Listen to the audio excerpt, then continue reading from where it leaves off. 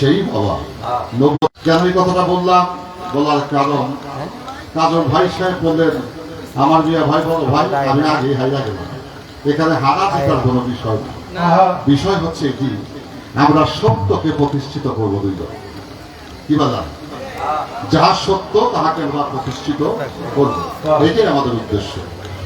যাহা সত্য তাহাই ধর্ম, যাহা সুন্দর তাহাই ধর্ম, আর যাহা মিথ্যা তাহাই অধর্ম। আমরা ধর্মকে যেন ধারণ করে প্রতিষ্ঠিত করতে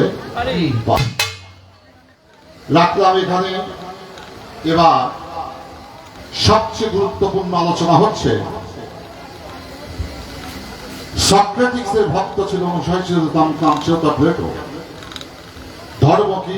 স্রষ্টা। তার প্রশ্নের উত্তরে বলেছিল নো thyself। তার বাংলা অর্থ, তুমি তোমাকে যেদিন চিনবে সেদিন ধর্মকে চেনা হয়ে যাবে, গডকে চেনা হয়ে যাবে। তুমি তোমাকে যেদিন জানবে সেদিন গডকে জানা হয়ে যাবে। তুমি তোমাকে যেদিন দেখতে পাবে সেদিন গড বা খোদা ঈশ্বর ভগবানকেও দেখতে পাবে। শ্রীকৃষ্ণ মহাপ্রভু অথর্ববেদ ভাগবত গীতায় বলেছেন আত্মানাং বৃদ্ধি। যে ব্যক্তি জীবাত্মা হয়ে পরমাত্মার সাথে সমন্বয় করতে পারে তাকে বৃন্দাবন যে কৃষ্ণকে খুঁজতে হয় না, নিজের মধ্যেই সে কৃষ্ণকে আবিষ্কার করতে পারে। তাহলে সত্যবাদী মানুষের কথার মধ্যে কোনো দ্বিমত নেই, আমাদের মধ্যেও নেই। আজকে গান দিয়েছেন, গত বছরও গান করেছিলাম, জানি না কি পালা ছিল মনে নাই আমার, তবে মনে হয় গতবারের পালা আজকের পালায় কি পালা হবে, এটা আমার মন বলছে। যাই এত কথা মনে রাখার বিষয় না, তারপরে মনে ঘুমায় আছে। যাও, তো আজকে যে আলোচনার সূত্রপাত হয়েছে একেবারে চূড়ান্ত পর্যায়ে। এর উপরে কি আছে আমার জানা না, এর উপরে কি হবে আমি জানি না। মালিক যদি জানায়, মালিক যদি বলায়, তাহলে বলার চেষ্টা করবে। প্রথম তার প্রশ্ন, আল্লাহর নবী বিরাজ করতে গেলেন 50 বছর 3 মাহিনা। তিনি হাতেম নামক স্থান থেকে মক্কা চত্বর হতে উম্মেহানির ঘর থেকে মেরাজে গমন করলেন বোরাকে চলে। পৃথিবীর বিভিন্ন নিদর্শন পরিভ্রমণ করে তিনি চলে গেলেন বাইতুল আকসা, জেরুজালেম। বাইতুল আকসা থেকে 3 রাকাত নামাজ আদায় করলেন। তার পিছনে মুক্তাদি ছিল 1,24,000 পয়গাম্বর, 312 জন নবী, সাথে ছিল অগণিত ফেরেশতা। সেখানে দয়াল নবী ইমামতি করলেন।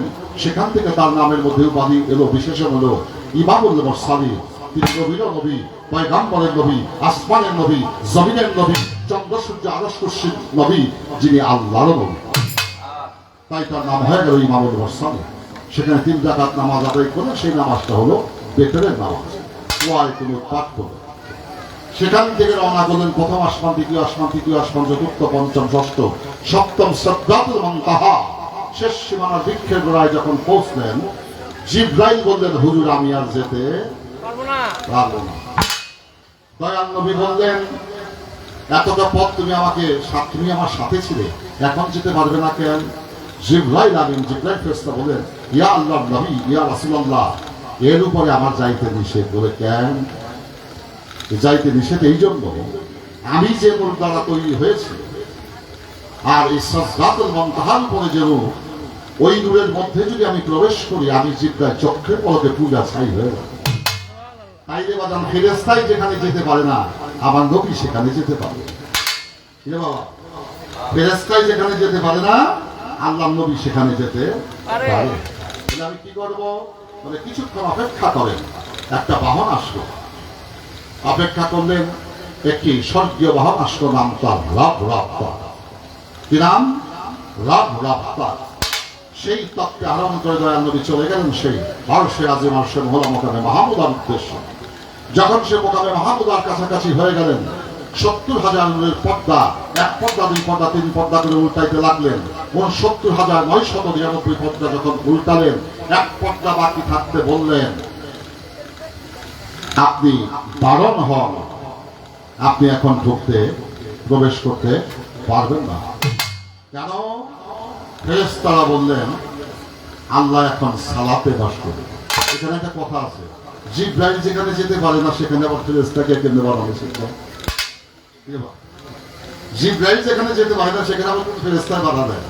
এখানে একটা আলোচনার বিষয় আসতে পারে, যাকে আমি এখানে রাখলাম, একটা কমা দিয়ে রাখি। যেখানে প্রশ্ন, এখন প্রশ্ন আমার কাজল ভাই করেছেন, দাদা ভাই আমি জানতে চাই যে আল্লাহর জন্য কুল কায়নাত জিন পরি ফেরেশতা সেজদায় মাশগুল, ইবাদতে মাশগুল, নামাজে মাশগুল, সেই আল্লাহ কার নামাজ পড়ে? বুঝতে পারছেন তো আজকে গান কোন জায়গায় যাবেন? ব্যাপারটা বুঝতে পারছেন? আমরা সকলেই প্রভু সন্তুষ্টি অর্জন করার জন্য ধর্ম যাজন করি, কিন্তু আল্লাহ কোন ধর্ম, কার সন্তুষ্টির জন্য তিনি নামাজ পড়ে? মারাত্মক প্রশ্ন। প্রশ্নটা তো বিশাল, জবাবটা কি হবে? জবাবটা আরো বিশাল হবে। দ্বিতীয়তর প্রশ্ন, আল্লাহ নবী আল্লাহকে কোন সুরতে কোন রূপে রেখেছিলেন? মসজিদ যদি দয়া করে রব্বস্তান সাহেবের রুহানি ফায়েজ যদি থাকে, আপনাদের দয়া কি কথাকে অসম্ভব সম্ভব হয়ে যাবে, কোনো সন্দেহ নেই। কিন্তু আমি পালায় যাওয়ার আগে ছোট্ট দুইটা কথা বলবো, আপনাকে শুনতে রাজি? আমাদের অনেক যুবক যুবতীরা যৌবনকালে প্রেম প্রীতি করে, ভালোবাসা করে না? সকালে গিয়ে সখীকে কয়, আমি না তোমারে আমার জীবনের চেয়ে বেশি ভালোবাসি। এটা কয়নি? কথাটার উপর হাকিকত আছে। আমি তোমাকে আমার জীবনের চেয়ে ভালোবাসি। সখী কয়, সকালে পৃথিবীতে তুই ছাড়া আমার বান্ধব আপন কেউ নাই, তবে আমার চেয়ে আমি আমার তবে ভালোবাসি। তাই এটা কি প্রেম ভালোবাসা? এই কথাটি বলার কারণ অবশ্যই আছে। পৃথিবীতে যদি কোনো মিথ্যা কথা হয়ে থাকে, এর চেয়ে বড় মিথ্যা কথা আর নাই যে আমার চেয়ে তোমাকে বেশি ভালোবাসি। সে বড় মিথ্যা কথা হতে পারে না। কেন? সখী গো, কাজল ভাই রে, তরে ভালোবাসলে আমার ভালো লাগে, তাই আমি আমার কাজলকে ভালোবাসি। পরোক্ষ এবং প্রত্যক্ষ ভাবে আমি আমাকে ভালোবাসি। যে নিজে ভালোবাসতে পারলো না, সে আল্লাহকে ভালোবাসতে পারলো। তাহলে বোঝা যায় নিজকে নিজে ভালোবাসতে গেলেও একজন কাজল দেওয়ানের মতো মানুষের প্রয়োজন আছে, একজন সকালের কাছে সখীর প্রয়োজন আছে, একজন গুরুর কাছে ভক্তের প্রয়োজন আছে, ভক্তের কাছে গুরুর প্রয়োজন আছে, একজন হচ্ছে আর একজনের পরিপূরক। তাই শুনলাম নিজকে নিজে চিনলেই গডকে চেনা হয়ে যায়। তারপরেও মানুষ, লক্ষ কোটি মানুষ মক্কা মদিনায় হজ ব্রত পালন করতে যায়, আবার বৃন্দাবনে গিয়া কৃষ্ণের পূজা করেনি? কেন করে? ওই জায়গাকে ভালোবাসলে নিজেকে ভালোবাসা হয়, কাজলকে ভালোবাসলে আমাকে ভালোবাসা হয়, তোমাকে ভালোবাসি আমি আমাকে ভালোবাসি, তোমাকে ভালোবাসলে আমার ভালো লাগে, তাই তোমাকে ভালোবাসি। এই ভালোবাসাটাকে প্রতিষ্ঠিত করতে হলে গিভ এন্ড টেক, একজন আর একজনের প্রয়োজন আছে। এই কথা থেকে একটা গান আমার আগে হয়ে যায়।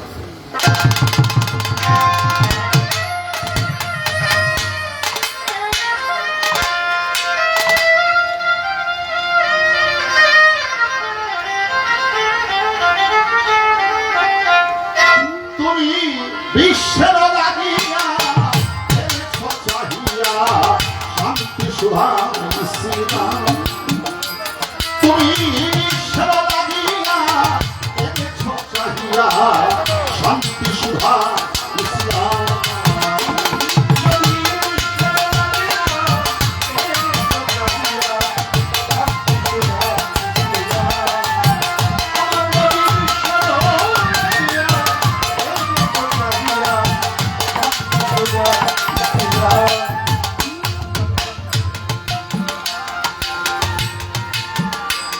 তুমি বিশ্বের লাগিয়া এনেছ চাহিয়া শান্তি সুধা ইসলাম। আমি ভাইয়ের প্রশ্নের জবাব দেওয়ার আগে আমার আলোচনা আছে। আজকে গান কোথায় যাবে জানি না, দয়া গান।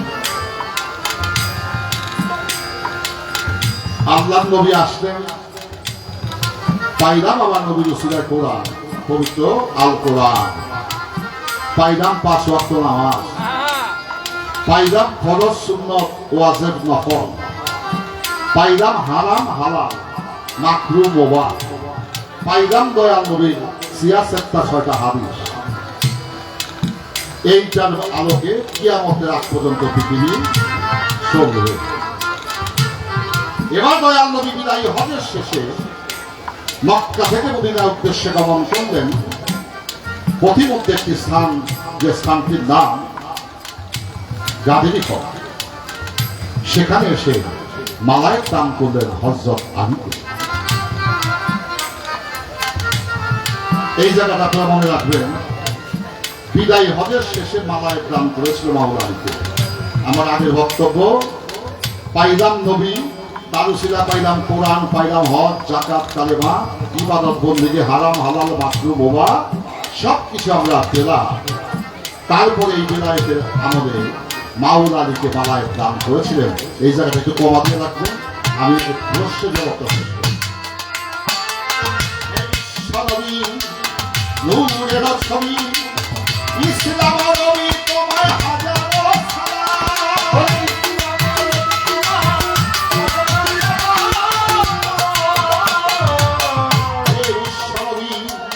নূরের ছবি ইসলাম নবী তোমায় হাজারো সালাম। তুমি বিশ্বের রাখিয়া এনেছ চাহিয়া শান্তি সুধা ইসলাম।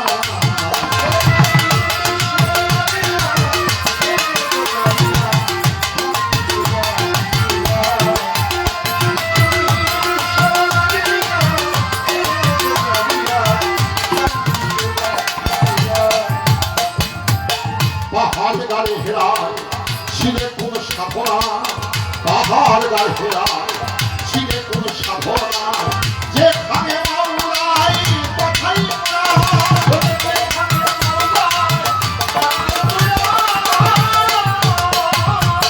পাহাড় গাড়ি হেরায় ছিলে কোন সাধনা, যেখানে মাওলাই পাঠাইয়া।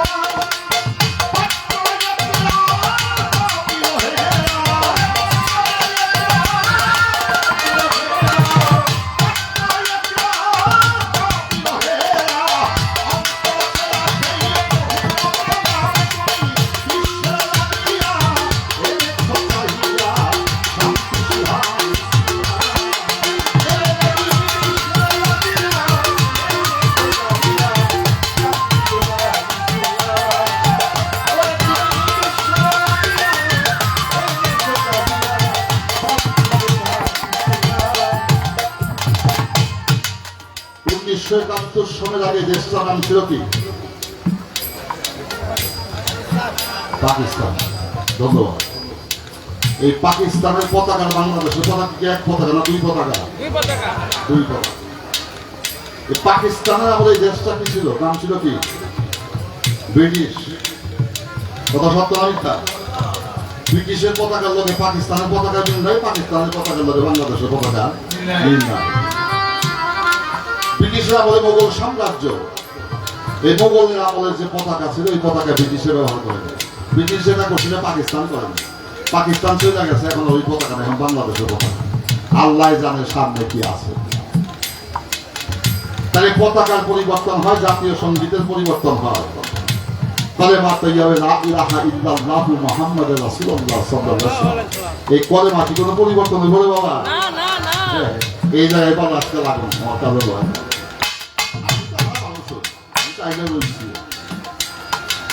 তাহলে সবকিছুর পরিবর্তন আছে, কিন্তু কলেমা তৈয়বা লা ইলাহা ইল্লাল্লাহু মুহাম্মাদুর রাসূলুল্লাহ এই কলেমার কোনো পরিবর্তন না।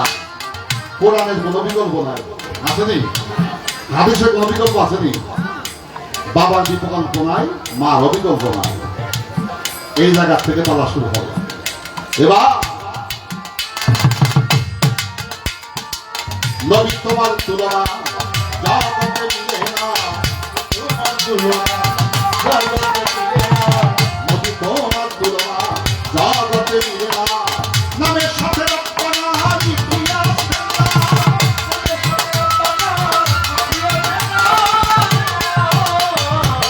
নবী তোমার তুলনা জগতে মিলে না, নামের সাথে রক্ষণা ইতিহাস।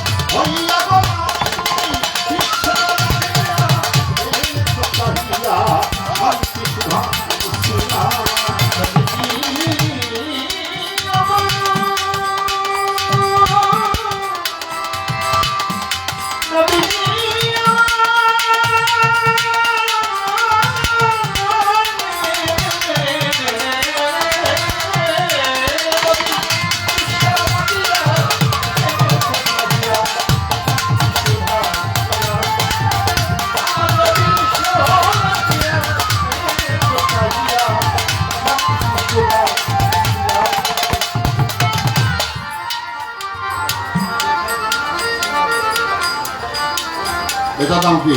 মোবাইল। কাজল দেওয়ান সার্চ দেন। ও 12 বছরে যতগুলো গান গাইছে সব চলে আসবে, কি আসবে না? আপনার তো কাজল দেওয়ান আরেকজনের গান ঘরে থেকে হুয়ে হয়ে দেখতে পাচ্ছেন। এই গান শুনতে আইছেন কেন? আর তারাই বা আয়োজন করছে কেন? আমি কিন্তু এটা ব্যতিক্রম ধর্মী আলোচনা করি। আমার আলোচনা কি ভিন্ন? কেন ভিন্ন? আমি প্রত্যেকটা মুহূর্তে ভাবি কাজল কি বলছে, এখানে কি মেসেজ দিচ্ছে, তার বিনিময়ে আমি কি মানুষকে দিচ্ছি। এই মোবাইল যন্ত্রের মধ্যে কাজল দেওয়ান আদিতর বাংলাদেশে বহু গায়ক গায়িকার গানই আছে, ভালো আছে মন্দ আছে সবই আছে। তাহলে টিভি দেওয়ার সাথে সাথে কাজল দেওয়ানকে আমরা ঘরে বসে দেখতে পাচ্ছি, আপনারাও দেখতে পাবেন, আমিও দেখতে পাবো। মঞ্চে আসছেন কেন? বর্তমান তাকে দেখা গান শোনার যে স্বাদ, এই স্বাদটাই জমতে দিতে। এবার আসেন যেখানে আমার বাবা চলে গেছে আমাকে এতিম করিয়া, 18 বৎসর গত হইছে পিতাহারা হইয়া আছি এতিম হইয়া। বাবা বলা ডাকায় আমার বান্ধব কেহ নাই, মনের দুঃখ মনে রেখে আমার দিবারাত্র দুঃখেতে কাটাই। বাবার কথা ভাবতে ভাবতে একদিন আমি করিলাম স্বয়ং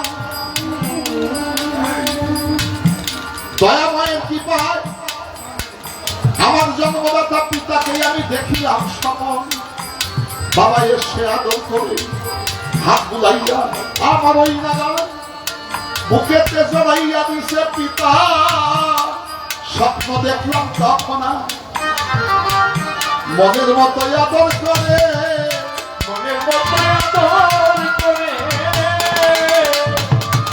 আছি বাবা স্নেহ মাখা বুকটা ধরে, মনের মতো সেই আদর করে দেখিতে দেখিতে স্বপন অনেক সময় গেল পার হইয়া। হঠাৎ কইরা দেখি আমার বাবাই আমার কাছ থেকে গেছে ফাঁকি দিয়া। জায়গা যাই তাকাই বামে তাকাই, আমার বাবাকে খুঁজি আমি বাবাকে দেখি না। দুই চোখের পানি ছেড়ে দিয়া শুরু করি ভাবনা, সত্য যুগে পাইলাম রে বন্ধ তোমায় বাস্তবে দেখি না।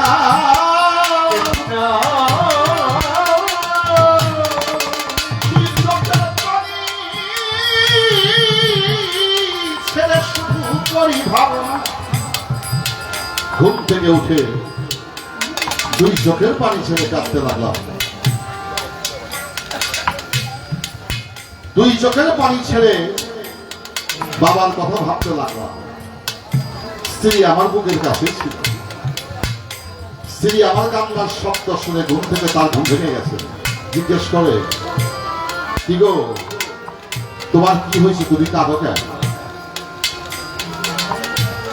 বললাম, আমার বাবাকে আমি স্বপ্ন যোগে দেখেছি, এই স্বপ্ন দেখে আমার ঘুম ভেঙে গেছে। তাই রে বাজান, এই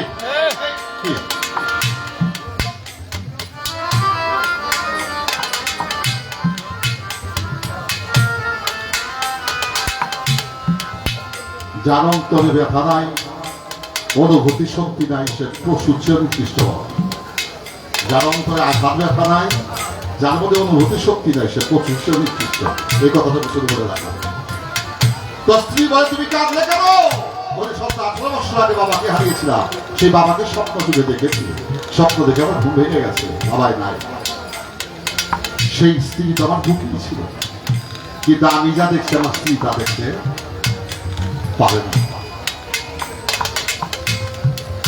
এখন স্ত্রী যদি কয়, তুমি আমার স্বামী, আমি তোমার বুকে ছিলাম, তুমি দেখলে আমি দেখলাম না কেন? তাহলে বোঝা যায় বন্ধুকে দেখা যায়, কাউকে দেখানো যায় না। দেখতে পারে যদি তার মতো সে প্রেমিক হতে। কথার জবাব দিচ্ছি, খুব হিসাব কিতাব করে নিতে হবে। এবার আসো বিষয়, স্বপ্ন যুগে যে দর্শন করে সেই শুধু দেখতে পায়, তার বুকে যদি অন্য কেউ থাকে সে দেখতে পায় না। সেও দেখতে পারবে যদি তার রঙে সে রঙিন হতে পারে। তো প্রভু দয়াময় তাকে দর্শন করা নবুয়তের 46 ভাগের 1 ভাগ হচ্ছে যে মানুষের স্বপ্ন সত্য হয়। নবুয়তের 46 ভাগের 1 ভাগ তার আমলে আসে থাকে যে ব্যক্তির স্বপ্নটা সত্য হয়, সেই ব্যক্তি আল্লাহ ওলি আউলিয়া। এই স্বপ্ন যদি দেখে সেই শুধু দেখতে পায়, অন্য কিছু দেখাতে পারে না। অন্য সেও দেখতে পারবে যদি তার ভাবে সে ভাব মেশাতে পারে। তাই আল্লাহ মালিক চিরগুপ্ত ধনাগারে গোপন ছিল আমার সেই নিরঞ্জন। 70,000 পর্দা ভেদ করতে লাগলো আমার নবী নূরিতম। এক পর্দা বাকি থাকিতে আওয়াজ এলো, আল্লাহ ইবাদতে রয়েছে মশগুল। শোনেন শোনেন অবৈ আমার মুহাম্মদ রাসূল। এখানে আমার কাছে প্রশ্ন করে, আমরা দিন করি ফেরেশতা ইনসান, আল্লাহর ইবাদত বন্দেগী করি, তার সন্তুষ্টি অর্জন করার লাগিয়া সেই জগৎ স্রষ্টা আল্লাহ মালিক কার জন্য নামাজ পড়ে, কিসের নামাজ পড়ে জানলে দিবেন সবাই করিয়া তিনি সেভাবে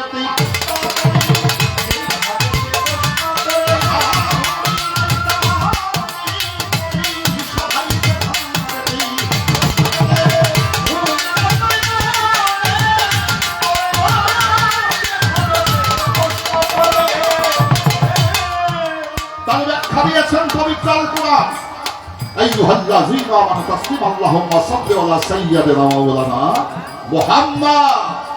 হে ফেরেশতাগণ, কুল কায়নাত সৃষ্টিগুলো আমার ইবাদতে মশগুল, আর আমিও ইবাদত করি, আমিও নামাজ পড়ি। সেই নামাজের মধ্যে তোমাদের নামাজের মধ্যে নিয়ত আছে, সেজদা আছে, বৈঠক আছে, এইভাবে সালাম আছে।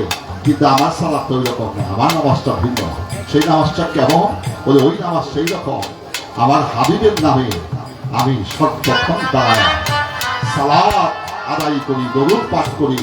এইটাই হচ্ছে আমার জন্য নামাজ। তাই পবিত্র কোরআন শরীফ আল্লাহ তাআলা আয়াতের মধ্যে বলেছেন, আইয়ুহাল্লাযীনা আমানু তাসলিমু আল্লাহুম্মা সাল্লি আলা সাইয়্যিদিনা মাওলানা। আমি আমার হাবিবের মহব্বতে দাঁড়িয়ে দরুদ এবং সালাম পেশ করি। এইটাই আমার জন্য ইবাদত এবং নামাজ। আমি যদি বন্ধুর কথা ভাবি, বন্ধু কি আর একজনের কথা ভাববো রে বাবা? নানার কথাই ভাববো। আমি যারে ভাবি সেও আমারই ভাববে, তাইলে হবে প্রেম শাস্ত্র। আর আমি যদি বন্ধু ভাবি, বন্ধু যদি আমার দিকে মন দিয়ে বয়ে থাকে, তাইলে মনে হয় প্রেম করা হইল না। তাই সমস্ত মন দিয়েছিলেন আমার দয়াল নবী, আমার পাক মাওলাকে। আর দয়াল নবী মহব্বতে আমার দয়াল মাওলা নিজেই তিনি সালাতে মজবুত থাকতেন। সেই সালাতটা হলো তার নামে দরুদ এবং সালাম। মুসলমান মুসলমানের সাথে দেখা হইলে প্রথম কোন কাজ করে? সালাম দেয়। কেমনে সালামটা দেয়? আসসালামু আলাইকুম। অর্থ কি? আপনার উপরে কোথাও রহমত বর্ষণ হোক। জানে দিলেন সে কি বোবার মতো বলে থাকলে কিছু কয়? কি বলে? ওয়ালাইকুম আসসালাম। তার অর্থ কি? যে আপনার উপরে তদ্রুপ আল্লাহ রহমত বর্ষণ করে। আল্লাহ সারা জীবন নবীরে সালাম দিছে, কোন কোরআন কিতাব প্রমাণ করতে পারবে না যে নবী আল্লাহরে সালাম দিছে। অত্যন্ত মারাত্মক কথা। আল্লাহ সারা জীবন রাসূলের প্রেমে সালাতে মশগুল। আইয়ুহাল্লাযীনা আমানু তাসলিমু। কিন্তু আল্লাহ নবীকে সালাম দিয়েছে, কিন্তু নবী যে ওয়ালাইকুম সালাম কইছে এইটা কোনো প্রমাণ নাই। যদি প্রমাণ থাকতো তাহলে আল্লাহ হয়ে যাইতো দুইজন। যে আল্লাহ কয় আপনার উপরে হাবিব রহমত বর্ষণ হোক, নবী যদি কয় আলাইকুম সালাম আপনার উপরে আল্লাহ রহমত বর্ষণ হোক, আল্লাহ হয়ে যায় দুইজন। যেহেতু আমার নবী একাত্মবাদের নবী, সেই নবী কখনো আল্লাহকে দুইজন করতে পারে নাই। সে হাকিকতের আলোকে নবী কখনো ওয়ালাইকুম সালাম আল্লাহকে বলতে পারে নাই। বাউল জগতে তথ্য দিয়ে গেল, বাউল জগতে তথ্য দিয়ে গেল। তাজ্জুব হাকিকতে বলে কোন পীর মাসায় বলিয়া উলিয়াকে সরাসরি সালাম দেওয়া ঠিক না। সে কোন হালে কোন ভাবে আছে, কোন কাজে আছে, এটা সেই জানে ভালো। সালাম দিয়ে তার ইবাদতের ব্যাঘাত করতে পারে, তার মাসুকের প্রেমের সাথে একটা বৃহৎ সৃষ্টি হতে পারে। তাই উলিয়া উলিয়াকে সব সময় সব মুহূর্তে সালাম দেওয়াও দুরস্থ কহে এটা বিলাইতের কথা রাখলাম। এবার কোন সুরাতেই দয়াল নবী মাওলাকে করেছিল দিদা জানা থাকলে দিবে জবাব দাদাজি আমার লাগছে বাজার ভাবের গা আমি কি করি উপায় কোন দেশে যাব দয়াল তুমি বলে দাও আমার কোন সুরতে দেখেছিল সেদিন আমার দিনের পয়গাম্বর জানা থাকলে বইলা দিবে সেই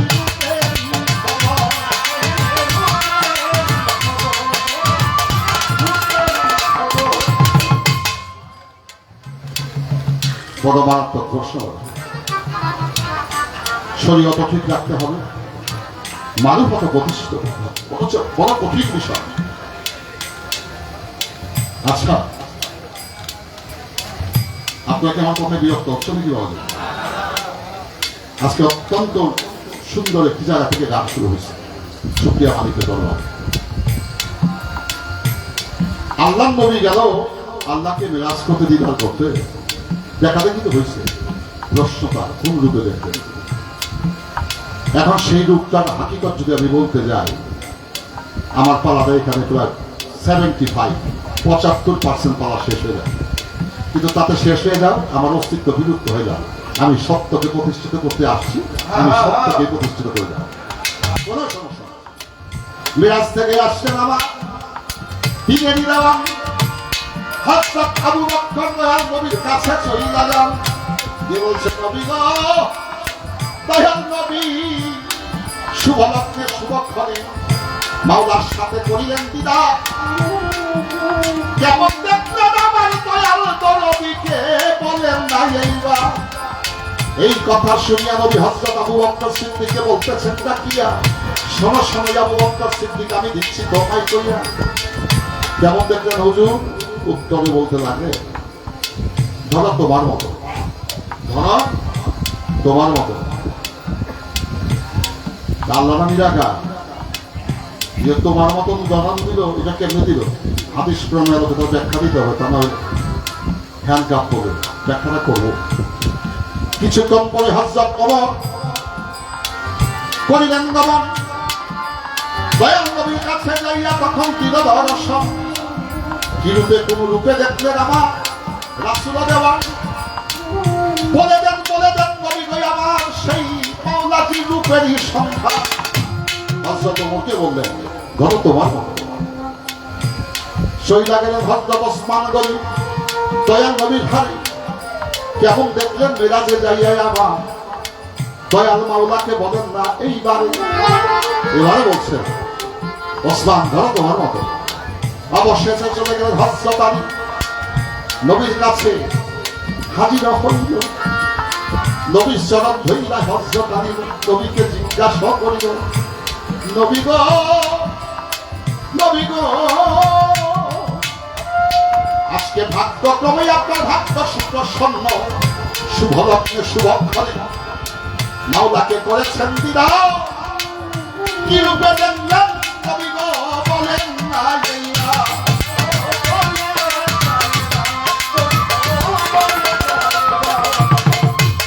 নবী দুই চোখের পানি ছেড়ে বললেন, তিন সাহাবীকে জবাব দিলেন, বলো তোমার মতো, তোমার মতো, তোমার মতো।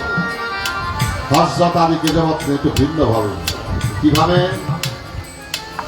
আল্লাহ বললেন, তোমার মতো টকবকে একজন যুবকের ন্যায়, তোমার মতো একজন টকবকে যুবকের ন্যায়, দাড়ি গোপবিহীন যুবকের ন্যায় আমি মাওলাকে দর্শন করেছি।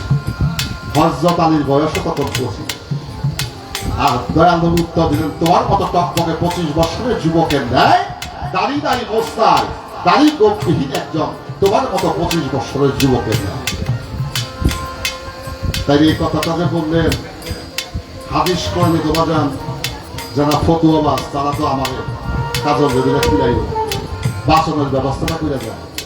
পবিত্র কোরআন শরীফে বলেছেন, হার আলাকাল আদম সাতাহি, তার বাংলা অর্থ হচ্ছে আল্লাহ নিঃস্রতে আদমকে তৈরি। আল্লাহ নিঃস্রতে আদমকে তৈরি করিয়াছেন, সাথে আল্লাহ তার শিরস্রতে আদমকে তৈরি করেছেন খলিফা। আল্লাহর প্রতিনিধিত্ব করার জন্য আল্লাহ মানুষকে পৃথিবীতে পাঠিয়েছেন। এই মানুষ শুধু ইবাদতের জন্যই সৃষ্টি করে নাই, এই মানুষের সাথে আল্লাহ নিজেই প্রেম করে। তো যার সাথে প্রেম হয়, প্রেমের উদ্দেশ্য আশা হলো মিলন। যার জীবনে মিলন হইল না, তার জীবনে প্রেম হইল না। তাই ইবাদত বন্দেগী যাহাই কিছু করেন তার মধ্যে প্রেম যেন থাকে। প্রেম শুদ্ধ ইবাদত দিয়ে আল্লাহ সন্তুষ্টি অর্জন করা সম্ভব। এই তো আমার ভাইয়ের কথা বললাম পরিষ্কার। এবার আমার জিজ্ঞাসা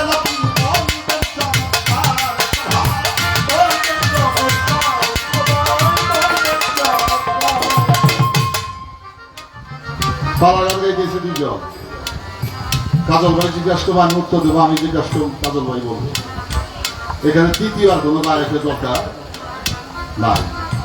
আমার শুধু প্রশ্ন, পৃথিবী চালাবার জন্য 1,24,000 পয়গাম্বর, 313 জন নবী পৃথিবীতে পাঠালেন। আখেরি নবী 570 খ্রিস্টাব্দে 12 রবিউল আউয়াল তোচে সোমবার সবের সাদেকের সময় পবিত্র মক্কা নগরীতে বাবা আব্দুল্লাহ অবশ্যই মা আমেনার উদরতে তিনি প্রকাশ পেলেন মক্কা। এই 63 বৎসর মানব জীবনে তিনি রেখে গেলেন আমাদের জন্য পবিত্র কোরআন। পাইছে কি? দয়াল নবীর পবিত্র মুখ নিঃসৃত হাদিস, 66টা 6টা হাদিস। পেয়েছি রোজা, পেয়েছি নামাজ, পেয়েছি যাকাত, পেয়েছি হারাম হালাল মাকরুহ মুবাহ। আমি জানতে চাই এইটার আলোকে কিয়ামতের আগ পর্যন্ত পৃথিবী চলবে কোন কারণে, কোন উদ্দেশ্যে দয়াল নবী মালায়ের দান করলো, সেই গাদিরই হবে তার মূল রহস্য। দ্বিতীয় আমার প্রশ্ন, আমরা নবুয়ত বুঝি, শরীয়ত বুঝি, হাকিকত বুঝি। আমি বুঝি না, আপনাদের মতো প্রাপ্ত বিজ্ঞ অভিজ্ঞ লোকরা বোঝে। আমি বুঝতে চাই বেলায়েত বস্তুটা কি। শরীয়তের রোজা নামাজ হজ যাকাত কালেমা, শরীয়ত নবী দিয়ে গেছে। ইবাদত বন্দেগী করি শরীয়ত, গান গাই শরীয়ত, আপনারা বসে বসে শুনেন এটা শরীয়ত। আমি জানতে চাই তোমার পাশে আমি, আমার পাশে তুমি, তোমার মধ্যে বেলায়েত কোন অংশটুকু? এটা আজকে তোমাকে প্রমাণ করতে হবে যে ভাই মিয়া ভাই এইটাই হলো বেলায়েত। ওই বেলায়েতের সূত্র হয়ে আজকে চলবে সবাই গান।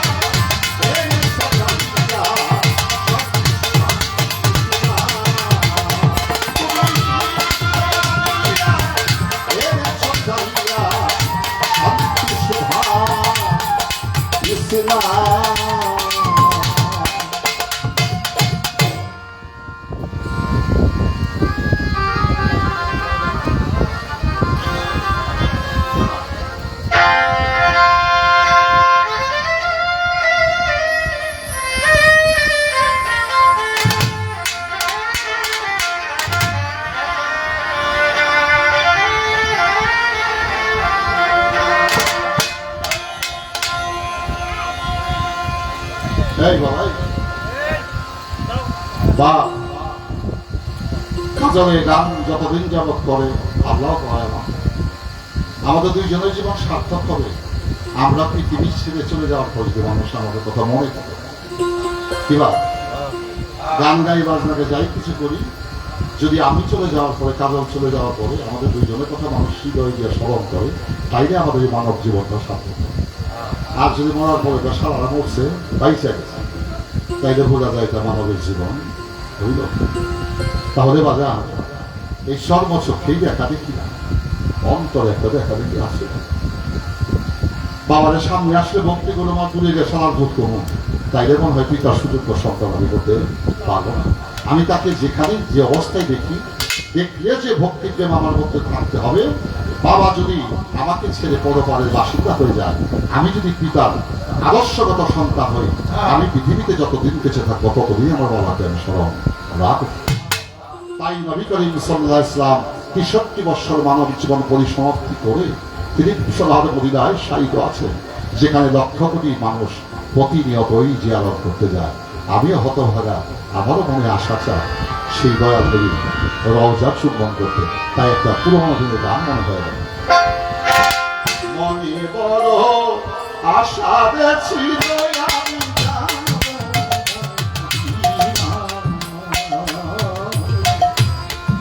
মনে বড় আবার আশা ছিল আমি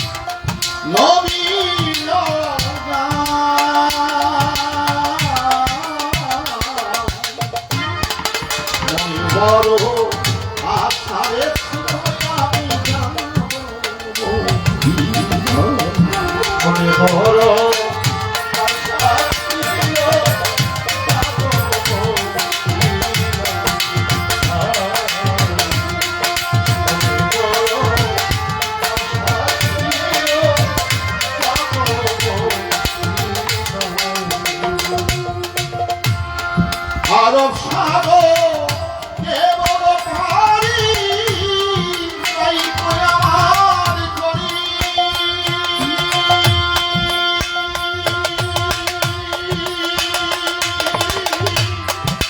পাখি বাইব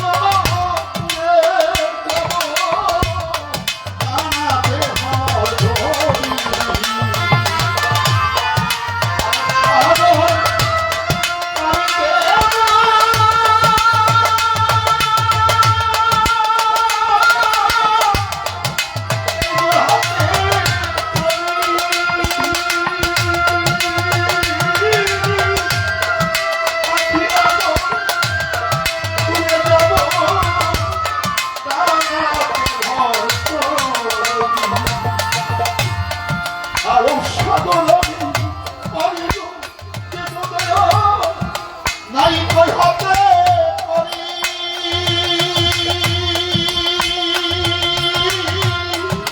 পাখি বাইব উড়ে যাব জানাতে ভরি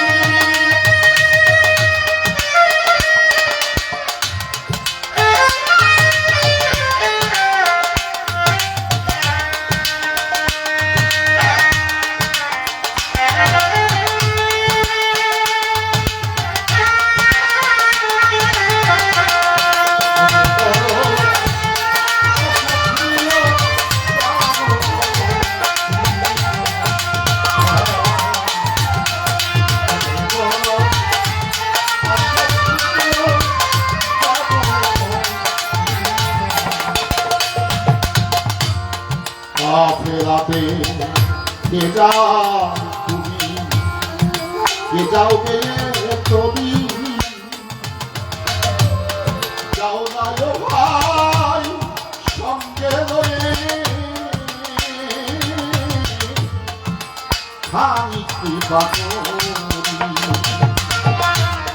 কাফেলাতে কে যাও তুমি, কে যাও গে তুমি, যাও না গো ভাই সঙ্গে লয়ে খানিকটি বাকরি। সঙ্গে যদি নাও গিয়ে বলি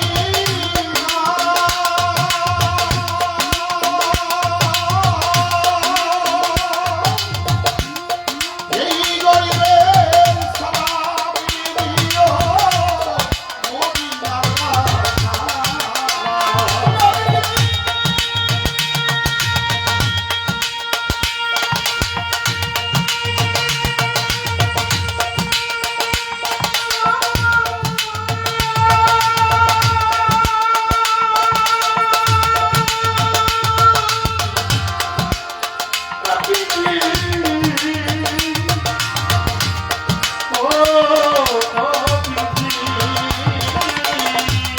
সঙ্গে যদি নাও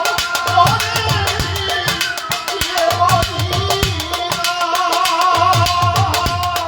এই গরিবের সালামি দিও মদিনার রাস্তা। আমার জন্য কুটি বাড়ি, আমার জন্য কুটি বাড়ি, আমার নামে কুটি বাড়ি দিও মদিনার রাস্তা।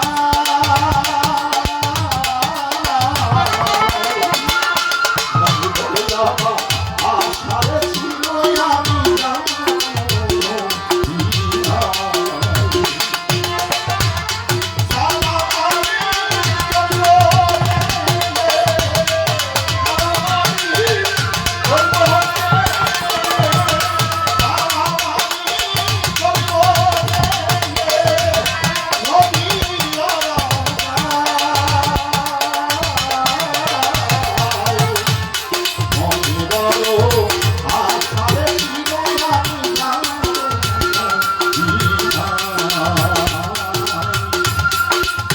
বলো আমার আশারে ছিল আমি যাবো মদিনায়।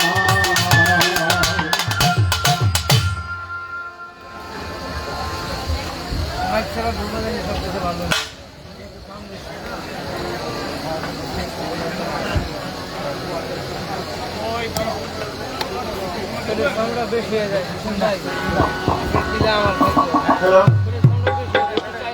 Hey. Hey.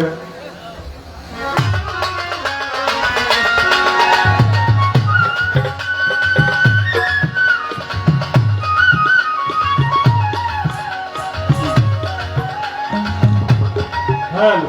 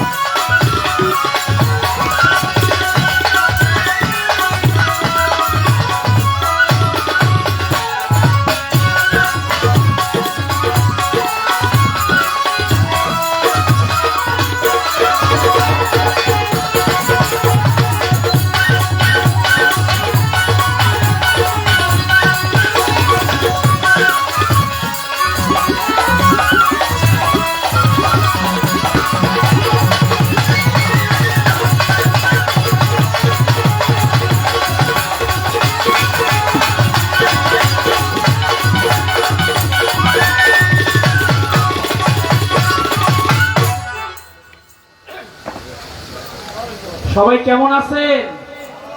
রাজি মোটামুটি। আলহামদুলিল্লাহ সবাই ভালো আছে।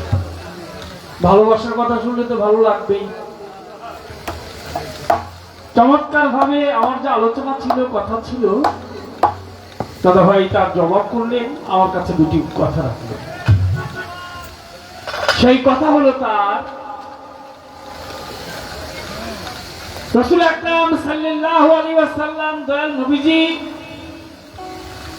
হযরত আলী কাররামাল্লাহু ওয়াজহুকে মাওলাইতি দান করলেন। এটা কিসের উপর ভিত্তি করে?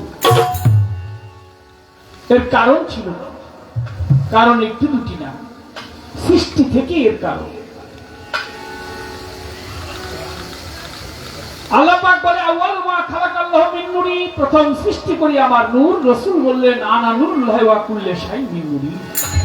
যদি আল্লাহ পাক আমার মুহাম্মদের নূরকে সৃষ্টি না করতো, তোমরা পৃথিবীর বুকে যা কিছু দেখো, চন্দ্র সূর্য গ্রহ তারা আকাশ বাতাস জল আরশ কুরসি লৌহ কলম, আল্লাহ পাক কোনো কিছুই সৃজন করতেন না।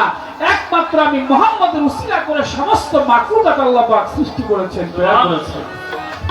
এই মায়েরা একটু আস্তে কথা বলেন, মা শব্দ আসে। তাহলে আল্লাহ নূরে নবী পয়দা, নবী নূরে সারে জাহান পয়দা। আমি গত আসলে কথাটা বলেছিলাম, নবী প্রথমে আল্লাহর নূর, দ্বিতীয় দরুদে ফুল ওয়াহিদাতের বাগানে, বেহেশতের বাগানে, সেখানে ফুল ফুটেছিল। ফুল ছিল একটি, তার কলি ছিল 5। কে কে ছিল সেখানে? দয়াল নবীজি, খাতুনে জান্নাত জগৎ জননী মা ফাতেমা তুজ-জোহরা ছিল, হযরত আলী কাররামাল্লাহু ওয়াজহু ছিলেন, ইমাম হাসান আলাইহিস সালাম ছিলেন, হোসেন আলাইহিস সালাম। এই পাক পাঞ্জাতনের ঘেরা। তৃতীয় ময়নার গলার হার, ময়নার উপরে ছিলেন খাতুনে জান্নাত জগৎ জননী আমার মা ফাতেমা। ময়নার গলার মধ্যে হার হয়েছিলেন আমার রাসূল আকরাম সাল্লাল্লাহু আলাইহি ওয়াসাল্লাম দয়াল নবীজি নিজেই। ইমাম হাসান হোসেন 2 ভাই ছিল, 2 কানের দুল। হযরত আলী শেরে খোদা, তিনি ছিলেন মাথার তাজ। খেয়াল করবেন, চৌথায় সেতারা রূপে উঠেছিল, ফুটেছিল, সৃষ্টি হয়েছিল। সেখানে সেতারা বলা হয়েছে, সেতারা মানে 6টি তারা, তারা 5টি। একটি আমার নূর মুহাম্মদ সাল্লাল্লাহু আলাইহি ওয়াসাল্লাম, আরেকটি জগৎজননী আমার মা ফাতেমা, আরেকটি হলেন হযরত আলী কাররামাল্লাহু ওয়াজহু, আরেকটি হলো হযরত ইমাম হাসান আলাইহিস সালাম, আরেকটি হলো হযরত ইমাম হোসেন আলাইহিস সালাম। এই 5টি তার রূপে তারা ছিল। এবার আসলো ময়ূরী রূপে। ময়ূরী ছিল আমার দয়াল নবী জগৎ জননী মা ফাতেমা। তিনি ময়ূরীর গলার মধ্যে নিজেই মা সেদিন হার হয়েছিল, গলার মালা হয়েছিল। ইমাম হাসান হোসেন 2 ভাই, 2 কানের দুল। হযরত আলী কাররামাল্লাহু ওয়াজহু, তিনি মাথার তাজ হয়েছিলেন। ওখানে ওই জায়গাও মাথার তাজ, এইখানেও মাথার, ময়নারও মাথার তাজ, ময়ূরেরও মাথার তাজ। এবার আসেন হযরত আলী কাররামাল্লাহু ওয়াজহু, তিনি এই জগতে যেদিন পদার্পণ করলেন, যিনি আসলেন, তার যে আবির্ভাব হলো, এটা সাধারণ আবির্ভাব ছিল না। পৃথিবী সৃষ্টি থেকে এই পর্যন্ত, কাল কিয়ামতের আগ পর্যন্ত মক্কা কাবার ঘরে কেউ জন্ম নেয়নি, কেউ জন্ম নিতে পারবেও না। একমাত্র ব্যক্তি একজনই, সে হচ্ছে হযরত আলী কাররামাল্লাহু ওয়াজহু। সুবহানাল্লাহ। কেন? এই মায়েরা, মা মাগো একটু আস্তে আস্তে কথা বলেন।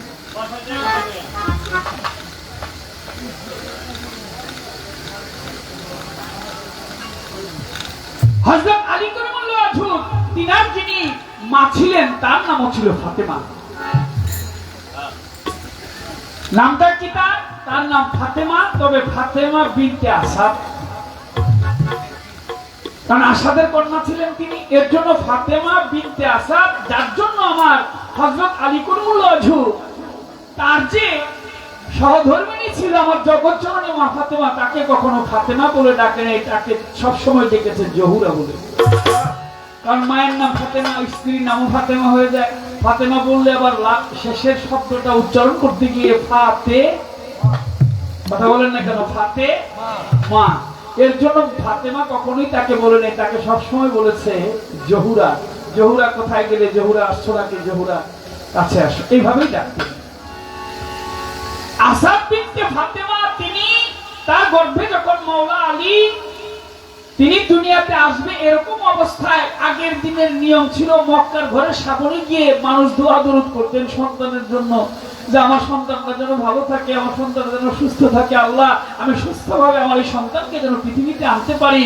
ফাতেমা বিনতে আসাদ তিনিও কাবার ঘরের সামনে চলে গেলেন। কাবার ঘরের সামনে গিয়ে তার ওই সময় যখন আল্লাহর কাছে তিনি দোয়া চাইবেন, হঠাৎ করে তার প্রসব বেদনা উঠে গেল। অর্থাৎ সন্তান দুনিয়াতে আসবে, তিনি কষ্ট পাইতেছিলেন। এখন লক্ষ্য করে চেয়ে দেখে আশেপাশে কোনো ঘর দুয়ার নাই, কারণ মক্কার ঘরটা একটা স্থানের মধ্যে, আশেপাশে চতুর্দিকে একটু দূরে দূরে বাড়ি। তিনি কি করবেন? মক্কা কাবার ঘরে দাঁড়িয়ে ওই সময় বললেন যে আমি কোথায় যাব। হঠাৎ করে তিনি লক্ষ্য করে চেয়ে দেখে মক্কা কাবার ঘরের দরজা হয়ে গেছে। সুবহানাল্লাহ, সুবহানাল্লাহ। তিনি দরজা দিয়ে ভিতরে ঢুকলেন। ঢুকার সঙ্গে সঙ্গে হযরত আলী কারামাল্লাহু ওয়াজহু ওই মক্কা কাবার ঘরের ভিতরে তিনি শুভ আগমন হলো। তিনি এই মাত্র পৃথিবীতে ভূমিষ্ঠ হলেন।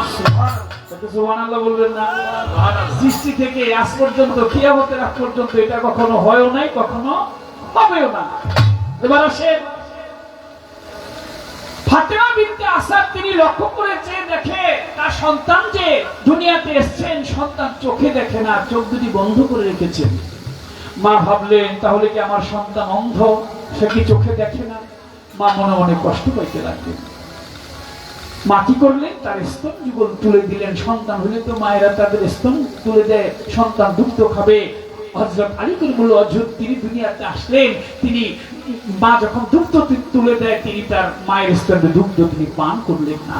মা আরো ভয় পেয়ে গেলেন, আমার সন্তান দুগ্ধ খায় না, সন্তান কথা বলে না, চিৎকার মারে না, আমি কি করবো এই সন্তানকে নিয়ে? আমার রাসূল ওই সময়টা মক্কা নগরে ছিলেন না, তিনি ছিলেন বাহিরে। 3 দিন পরে রাসূল আকরাম সাল্লাল্লাহু আলাইহি ওয়াসাল্লাম মক্কা নগর আসলেন। খবর পাইলেন যে ফাতেমা বিনতে আসাদের ঘরে একটা ছেলে সন্তান এই পৃথিবীতে আসছে। দয়ার নবী শুনে সঙ্গে সঙ্গে দৌড়ে চলে গেলেন। ফাতেমা বিনতে আসাদের ঘরে আমার রাসূল সন্তানকে দেখবে, হযরত আলী কারামাল্লাহু ওয়াজহুকে দেখবেন।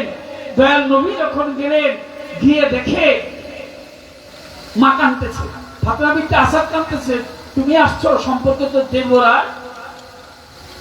ভাবি, চাচাতো ভাই, তুমি আসছো, দেখো আমার সন্তান কথা বলে না, সে দুগ্ধ পান করে না, সে চোখে চেয়েও দেখে না।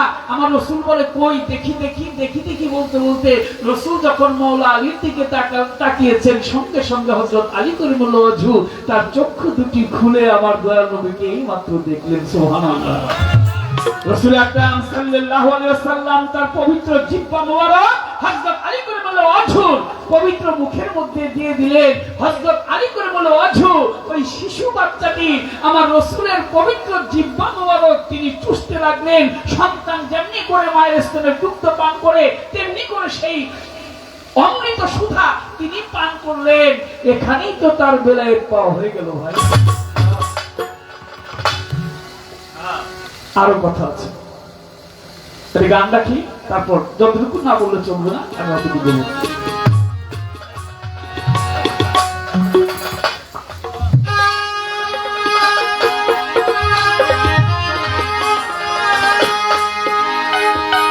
যদি পাইতে চাও মাহবুব মাওলা, যদি দেখতে চাও মাহবুব মাওলা, ওই রকম খাও যাইয়া সেই ইশকের পিয়ালা। ও যদি পাইতে চাও মাহবুব মাওলা, যদি দেখতে চাও মাহবুব মাওলা, খাও যাইয়া সেই ইশকের পিয়ালা। যদি পাইতে চাও মাহবুব মাওলা, যদি দেখতে চাও মাহবুব মাওলা, খাও যাইয়া সেই ইশকের পিয়ালা।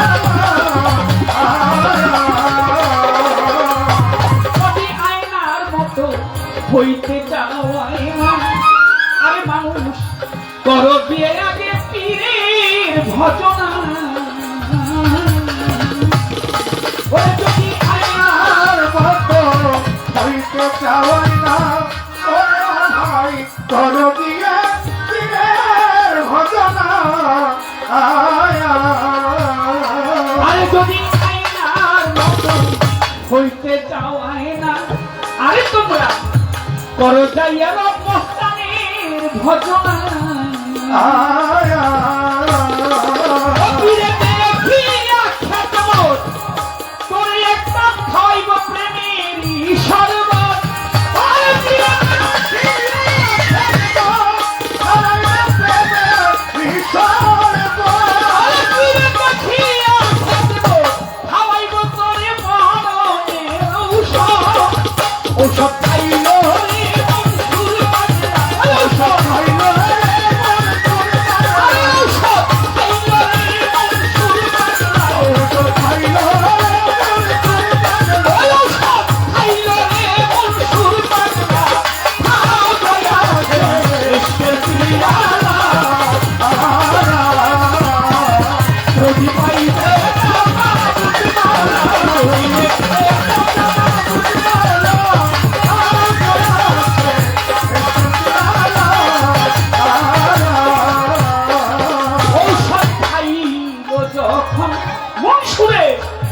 খুলে গেল জ্ঞানীর হৃদয়।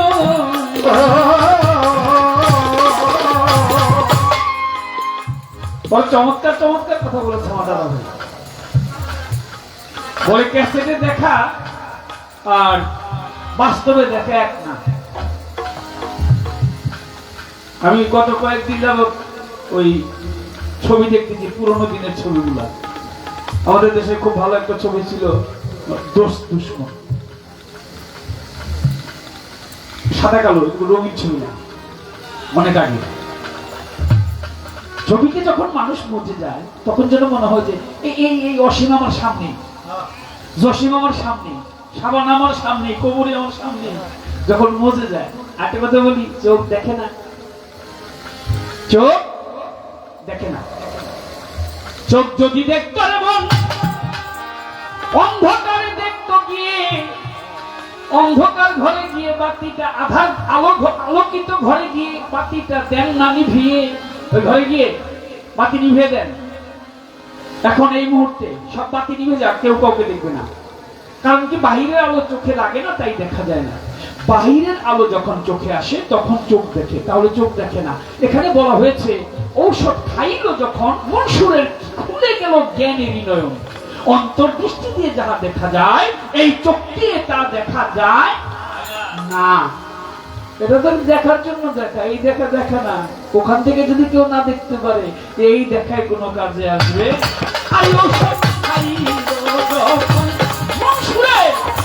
খুলে গেল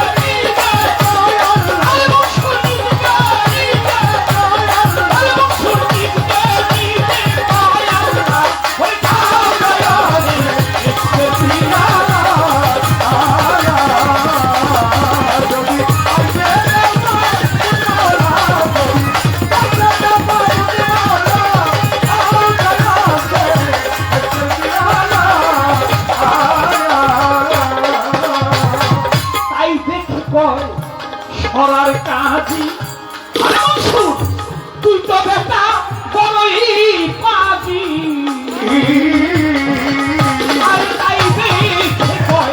একটা শরীয়তে সরার কাজী, মনসুর তুই তো বেটা একটা বড়ই পাজি। মনসুরের দামরা ফিরিয়া আগুনে দিল পোড়াইয়া,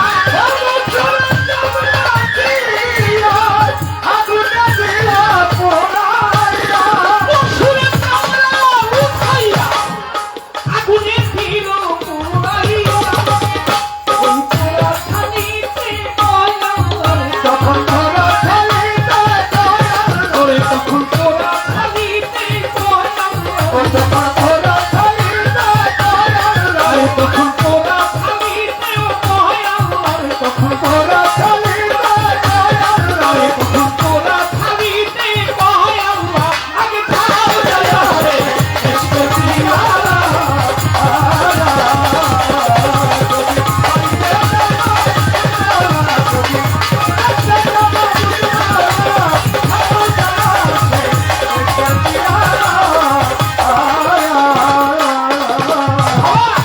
যে বইতাছে পীরের কাজে, আরে মানুষ থাকে না সেই এই লোক সমাজে। ওরে যে বইতাছে একজন পীরের কাজে, ওরে মানুষ থাকে না এই লোক সমাজে। আলোতের দিন বহির কয়, বসে তোর সময় করে যায়।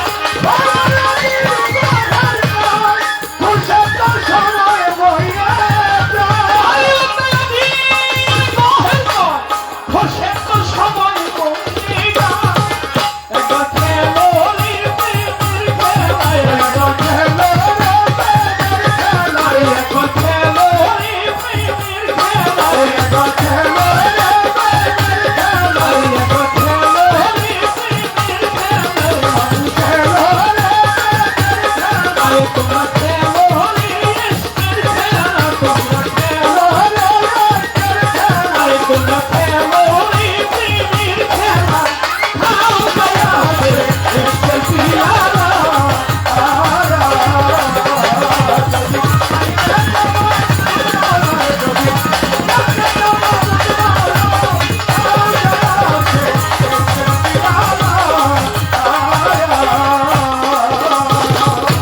মক্কার কাফেরেরা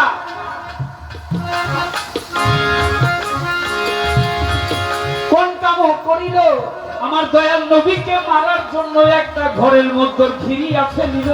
একটা ঘরে রাসূল আকরাম সাল্লাল্লাহু আলাইহি ওয়াসাল্লাম আবু জেহেল মক্কা নগরের তৎকালীন সময়ে 40 জন বাছাইকৃত যোদ্ধা তাদেরকে পাঠালেন, মুহাম্মদকে হত্যা না করে তোমরা ফেরত আসবে না। তারা চলে গেলেন আমার দয়াল নবীকে হত্যা করার জন্য। নবী ছিল একটা ঘরের ভিতরে, ওই ঘরে ছিল আলী। একটু শরীর লক্ষ্য করে নবী আর আলী দুইজন, কাফেরের দল গিয়ে ঘরটা ঘিরিয়া ফেলিল।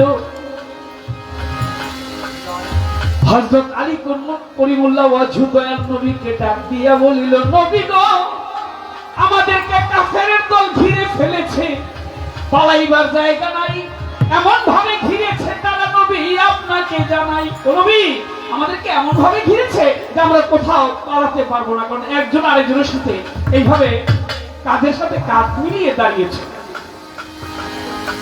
আমরা মাত্র 2 জন, তারা হইল 40 জন, বাঁচবো কি প্রকারে? আমার দয়াল নবী ডাক দিয়ে বলে হযরত আলীর ধারে, আলী, আমি এই মুহূর্তে বাহির হয়ে চলে যাব, তোমাকে জানাই। যাওয়ার আগে একটি কথা তোমায় বলে যাই, আলী, আমি চলে যাব, তবে তোমাকে একটা কথা বলে রাখি। আজ থেকে 3 দিন পরে গনিমতের যে মাল, অর্থাৎ যে সম্পদ আছে, 3 দিন পরে তুমি গরিবের মাঝে সুষম সমভাগে বন্টন করে দিবে। হযরত আলী মনে মনে ভাবে, নবী বলছে 3 দিন পরে গনিমতের মাল বন্টন করে দিতে, তাহলে 3 দিনের আগে আর আমাকে কেউ মারতে পারবে না। 3 দিন যে বাঁচবো এটা নিশ্চিত, কারণ বলছে কে? রাসূল আকরাম সাল্লাল্লাহু আলাইহি ওয়াসাল্লাম, আমার দয়াল নবীজি। এই কথার কখনো রদ হইতে পারে না। আমার দয়াল নবী হযরত আলীকে একটা চাদরের ভিতর রেখে ঘর হইতে বাহির হয়ে যায়। নবী আলী চেয়ে চেয়ে দেখে, হাতের মধ্যে এক মুষ্টি ধুলা মাটি নিয়ে সূরা ইয়াসিন পাঠ করে ফুঁক দিয়ে কাফেরের চোখের সামনে দিয়ে আমার নবী চলে গেল। কাফেরেরা দয়াল নবীকে দেখতে না পারিল। আমার নবীর নবী চলে গেলেন, কাফেরের দল তাদের সামনে দিয়ে গেলেন, নবীকে দেখলেন না। আগেই বলছি চোখ দেখে না। কালকে রাত্রে আগামীকাল রাত্রে ঘরের মধ্যে বাতি নিভে দেখবেন একটা ফুটাও যেন না থাকে, দেখবেন কিচ্ছু দেখেন না। পরীক্ষা করে দেখে চোখ দেখে না, নবী চলে গেলেন। কাফেরের দল কেউ বলে এই ঘরে নবী আছে, কেউ বলে আটকিয়ে ফেলেছি, কোনো চিন্তা নাই, আয় এখন দরজা ভাঙি, খুলে না দরজা, যেহেতু ভিতরেতে যাই, আয় দরজা ভাঙি।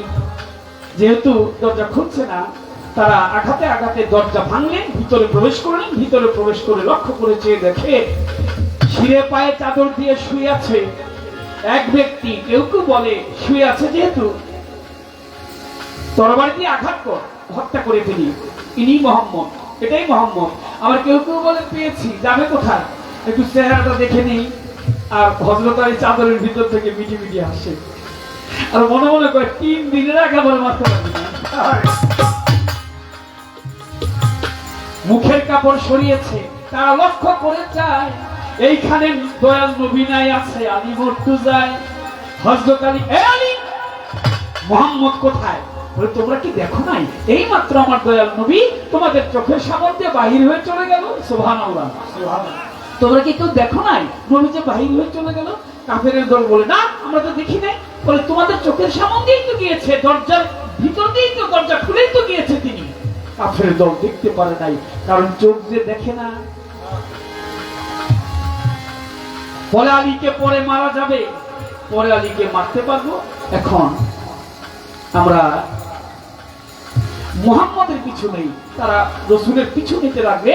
তারা অবশেষে অনেক দূর পর্যন্ত, সর পর্বত পর্যন্ত গিয়েছিলেন, সেখান থেকে ফেরত আসছে। অনেক লম্বা ঘটনা, আমি ওদিকে যাব না। কথাটা কেন বললাম, সেদিন আলী করে বলল আজু নিজের জীবনকে বাজি রেখে আমার দয়াল নবীকে বাঁচিয়েছিল। এরকমই ভক্ত হইতে হয়, যে নিজের জীবন বিপন্ন করে গুরুকে সেবা দেয় এই জগৎ সংসারে। তাই তো রাসূল আকরাম সাল্লাল্লাহু আলাইহি ওয়াসাল্লাম ওই গাদিরে খুমে মাওলা ইতিদান করিয়াছিল। এইখানে কিন্তু আরো ঘটনা জেনে রাখা ভালো। মক্কার গভর্নর ছিল তখন আবু সুফিয়ান। আবু সুফিয়ান মন্দ মানুষ, ভালো মানুষ না। রাসূল মদিনা থেকে আসবে 10,000 সৈন্য নিয়ে। আবু সুফিয়ান বললেন ঘেরাও করে রাখো, মক্কায় যেন মুহাম্মদ প্রবেশ করতে না পারে। সে যদি আসে, আসবে জীবিত অবস্থায়, কিন্তু আমরা জীবিত অবস্থায় তাকে যেতে দেব না। আর রাসূল বললেন খবরদার, আমি মক্কায় যাব হজ করার জন্য, এটা মনের আশা। আমি ঝগড়াঝাটি করব না, তাদের সঙ্গে রাখবো প্রীতি ভালোবাসা। মক্কা আমার জন্মস্থান, আমি যেখানে যে জায়গায় আমি এসেছি, আমার মাতৃভূমি, আমার দেখার মনে চায়, আর আমার মনের ইচ্ছে আমি একটু হজ ব্রত পালন করব। রাসূল আকরাম সাল্লাল্লাহু আলাইহি ওয়াসাল্লাম বললেন তোমরা তরবারি বাহির করবে না যতক্ষণ পর্যন্ত আমি না বলি। শুনে রাখো ভাই, সবাই মক্কায় যখন প্রবেশ করলো সবারে জানাই, যুদ্ধ হয় নাই, দরজা লাগিয়ে দিলেন মক্কাবাসীরা। তারপরে হাদিস শরীফে আসছে যে দুয়ের জায়গায় খন্ড যুদ্ধ হয়েছিল। রাসূল মক্কা বিজয় করলেন, হযরত বেলালকে ডাক দিয়ে বললেন বেলাল আজান দাও। কোথায় আজান দিবে? হাজার হাজার লোক। আগে তো মক্কার ঘরের সামনে দাঁড়িয়ে দাঁড়িয়ে আজান দিত। আজকে বেলাল জিজ্ঞেস করে নবী আজান দিব কোথায়? আমার দয়াল নবী বলে তুমি চলে যাও কাবা ঘরের ছাদের উপর। বলতেছি তোমায়, কাবা ঘরের ছাদের উপর যাও। কাবার ঘরের ছাদের উপর হযরত বেলাল চলেছে, দয়াল নবী নিচে দাঁড়িয়ে আছে। হযরত বেলাল ভাবছে মনে মনে, আগে কাবাকে সামনে রেখে আজান দিতাম, এখন হইবে কেমনে? আগে তো কাবাকে সামনে রেখে আজান দিতাম, এখন তো আমি ছাদের উপরে, কোন দিকে তাকিয়ে আজান দিব? হযরত বেলাল কিছুক্ষণ ভাবতে লাগলেন। ভেবে চেয়ে দেখা আমার নবী রাসূল দাঁড়িয়ে আছে যেখানে, হযরত বেলাল রাসূলের দিকে চেয়ে চেয়ে আজানের ধ্বনি ফুঁকলেন। সুবহানাল্লাহ, আল্লাহু আকবার ধ্বনি হইল, মক্কা বিজয় হয়ে গেল। দয়াল নবী চলে গেলেন সেই মক্কা হইতে, মক্কা বিজয় করে সবার জানাই 18 জিলহজ কথাটা জেনে নিবেন ভাই। মাওলার অভিষেক হয়েছিল সেই দিন। দয়াল নবী গাদিরক্ষম জলাশয়ের নিকটবর্তী একটা স্থানে গিয়ে ওইখানে উটের গদি দিয়ে উটের উপর মঞ্চ করে দাঁড়াইলেন দিনের পয়গাম্বর।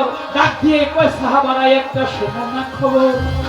আমি যা বলি প্রায় 100 লক্ষ লোক হয়েছিল। আমি যা বলি তোমরা কি শুনো? সবাই 100 লক্ষ লোক বলেছিল। আলহামদুলিল্লাহ আমরা শুনতে পাই। আমাদের মাইক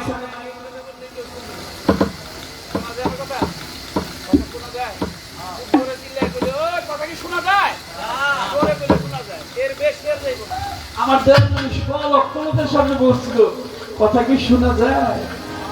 100 লক্ষ লোক বলছিল, সবাই সমান ভাবে শুনতেছি। জোরে জোরে একটু বলে সুবহানাল্লাহ। সুবহানাল্লাহ। সবাই বলে আমরা শুনতে পারি। নবী কোন কাম করিল? নবী উটের উপর চড়ে সর্বপ্রথম আমার হযরত আলীকে উটের উপর হাত দিয়ে টানিয়ে আনিল। বলল আমা হইতে আলী, আলী হইতে আমি। এই কথা বলে দিনের দেওয়ানা খাতুনে জান্নাত জননী ফাতেমাকে টানিল। তখন বলল আমা হইতে ফাতেমা, ফাতেমা হইতে আমি। এরপর ইমাম হাসান আলাইহিস সালামকে টানিয়ে আনিয়া বলে আমা হইতে হাসান, হাসান হইতে আমি। কথাটা না জানিয়া এরপর ইমাম হোসেন আলাইহিস সালামকে উঠাইল ওই মঞ্চের উপরে, ডাক দিয়ে বলে আমা হইতে ইমাম হোসেন, হোসেন হইতে আমি। তোমরা শোনো, লক্ষ্য করে আমরা 5 জন অবিচ্ছিন্ন ছিলাম, আছি, থাকবো। আমাদের আবার দেখা হবে হাওজে কাউসারে। একটা চাদর দিয়ে থেকে রইল 5 জন। রইল কিছুক্ষণ, কিছুক্ষণ পরে চাদরটা উন্মোচন করিয়া শুনবেন বন্ধুগণ। চাদর উন্মোচন করে বললেন আমরা 5 জন ছিলাম, আছি, থাকবো। আমাদের আবার দেখা হবে হাওজে কাউসারে। তখন হযরত আলী কুরমুল ওজুর হাতখানা, ডাইন হাতখানা ধরে দয়াল নবী বলতে লাগলেন আনা মদিনাতুল ইলমে আলী ওয়া ইবনে বাবুহা। তোমরা শুনে রাখো আমার উম্মতগণ, হে মুসলিম বিশ্বের মুসলমানগণ, আজ থেকে তোমরা জেনে রাখো আমি তার মাওলা, আলীও তার মাওলা। কি বললেন? আমি তার মাওলা, আলীও তার মাওলা। যদি তোমরা এলেমের শহরে কেউ যেতে চাও তবে হযরত আলীকে সেই শহরের দরজা বানাও। এই তো মাওলা ইতি দান করলেন। একটা প্রশ্নের জবাব বলে দিলাম তারে। খারাপ লাগে নাকি আপনার কাছে? জানি না কেমন লাগলো আসরের ভিতরে। আরেক প্রশ্ন করে গেছে, আরেক প্রশ্ন করে গেছে।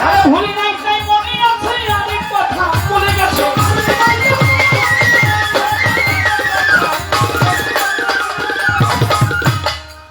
বেলায়েত বস্তু কি কাজল ভাই বলো না আমায়? বেলায়েতে বস্তুটা কি? বলে তোমার মাঝে বেলায়েত কি ভাই একটু মনে জানতে চাই। আমার মাঝে বেলায়েত থাকলে কি আমি আপনার গান গাই? আমার মাঝে বেলায়েত আছে থাকলে কি আমি গান গাইতাম? আমি কিছুই জানি না। বিদ্যা নাই, বুদ্ধি নাই, জ্ঞান নাই, শিক্ষা নাই, দীক্ষা নাই, সুর নাই, তাল নাই, লয় নাই, কিছুই নাই। আমি একটা দোহাই দিয়ে খাই, সেটা হচ্ছে মাতার বাজাকে ছেড়ে নাই আমি। হ্যাঁ, ওই নামটা দোহাই দিয়ে চলি। আমার বলতে কিছুই নেই, আমার কোনো কিছুই নেই। এতটুকু গুণ আমার মধ্যে নেই। বাগুনের থেকে খারাপ।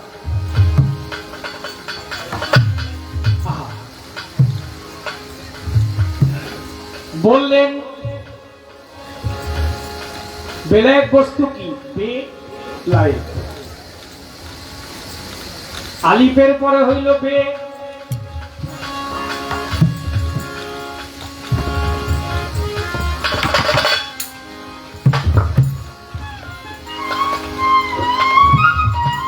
আলিফ বে। বেরূপের ভক্ত মুহাম্মদ সাল্লাল্লাহু আলাইহি ওয়াসাল্লাম তিনি ওয়াহিদাতের বাগানে আগে আলোচনা করেছি ফুল রূপে ফুটেছিল। বে আশ্রয় দান করে যে বিষয়বস্তুর উপর সেটাকে বে বলা হয়। কম সাধনায় কে কোথায় পায়? সাধকের একটি গানের কথা বলি। কম সাধনায় কে কোথা পায়? প্রেম সুধা অমূল্য রতন। প্রেমিক হইলে চিনতে পারে সূক্ষ্ম প্রেমের মূল মহাজন। একদিন নিজের প্রেমে নিজেই পরোয়ার, প্রেম সহ্য করতে নারে ধরিলেন আকার। দেখাইতে তার প্রেমের সুপথ, নিজ নূরে গড়লেন মোহাম্মদ। করিতে প্রেমের সোহাবত, মিমানিপে হইল মিলন। যখন মিমানিপে প্রেমের মিলন হয়, বে আসিয়া ভক্তি দিয়া তথায় ভক্ত হইয়া রয়। তাই আলিতে খুশি হইয়া নিজের লোকটা বেতে দিয়া আলী হামদাতে রইল লুকাইয়া আর বেদিয়া সিজিল ভুয়া। বেরুক্তি কেমন হয়? রুটি কেমন হয়? বেরুক্তি কেমন হয়? রুটি কেমন হয়? আর হয়েছে দেখার কেনা হলো রে দেখার বিষয় ওই বেরুক্তি।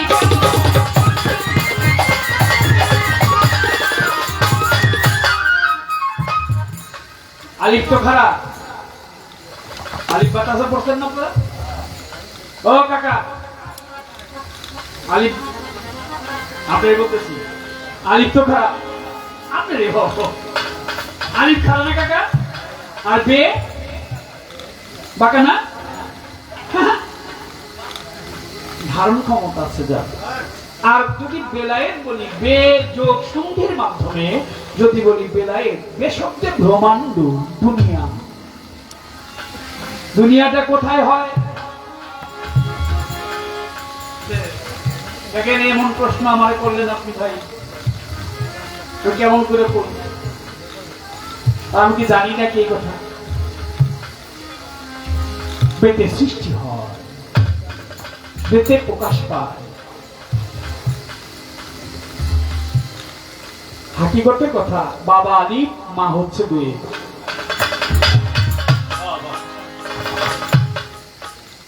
বাবা আলী মা হচ্ছে বে, যে ধারণ ক্ষমতা রাখে, যে আশ্রয় দেয়, সেটাই হচ্ছে বে। এর আলোচনা অনেক, আমি আর ওইদিকে যাব না। তাহলে বে শব্দ হচ্ছে ব্রহ্মাণ্ড। যে ব্যক্তি ব্রহ্মাণ্ডের কথা কয়, বে শব্দে ব্রহ্মাণ্ড সন্ধির মাধ্যমে যদি বলি বে যোগ আয়াত বেলায়াত, তাহলে হয় ব্রহ্মাণ্ডের কথা আলোচনা। কে বলে? আরিফজন ভাই বলে, রিপনজন বলে, খালেকজন বলে, ওইজন বলে, সে বলে, সে বলে, এই ব্রহ্মাণ্ডের কথা বলে। রব মস্তান বাবা বলে, বিল্লাল মস্তান বাবা বলে, শাহজালাল বলে, শাহপরান বলে, শাহালি বগদাদি বলে, খানাওয়া বলে, বরবীর আব্দুল কাদের জিলানী বলে, কুতুবউদ্দিন বক্তের কাকি বলে, কদম চাঁদ চাঁদ মস্তান বলে, আমার ইলিয়াস শাহ গোলবদনী বলে, গনি শাহ বাবা বলে, বাবা ভান্ডারি বলে। এই ব্রহ্মাণ্ডের কথাগুলি সে বলে। এই গাঞ্জা কয় পোটলা খাইছ? আরো খাও, যাও খাও গা, খাও গা, খাও গা, খাও গা। গাঞ্জার কেমন বইতেছে দিচ্ছি, গাঞ্জা খাও গান না।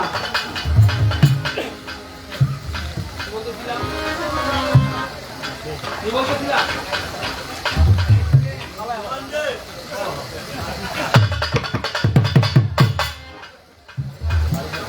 দেখছেন পাগলে কয় কি মানুষ কি চুপ করে বয়ে গেছে, চুপটাছে। আর ওর কথা হলো যে বিচ্ছেদ করতে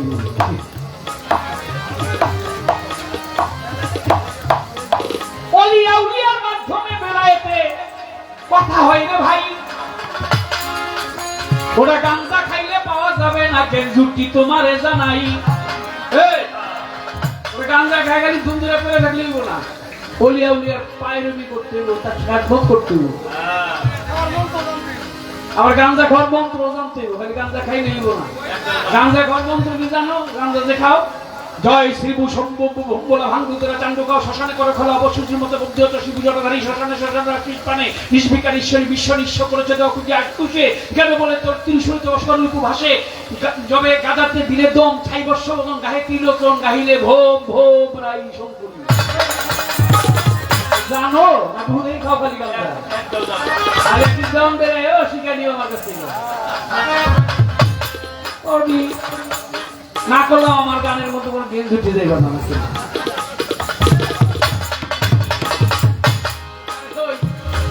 এক গেঞ্জ উঠি গাঞ্জা খায় কলকি আড়া লাইছে, কলকি কলকি জ্বালাইছে, বেশি খায় লাইছে তো, বেশি খায় কলকি আরে ওই কলকি আর খুঁজে পায় না। হঠাৎ করে খুঁজতেছে খুঁজতেছে তাই দেখে এই যে ওই মা কালীর একটা মূর্তি, গেঞ্জ উঠি কইতেছে মা মা আমার কলকাতা পেয়ে দে মা, যদি তুই আমার কলকাতা পেয়ে দিস তোর চরণে দুইটা মহিষ বলি দিব। এখন দুইটা মহিষের দাম হইলো 2.5 লাখ 5 লাখ টাকা, আর কলকির দাম হইলো 10 টাকা। এই 10 টাকার কলকির লেগে বলুন 5 লাখ টাকা। কথা করে নেশা একটু কমছে, কমার পরে তো ওই কলকা পিজা পাইছি।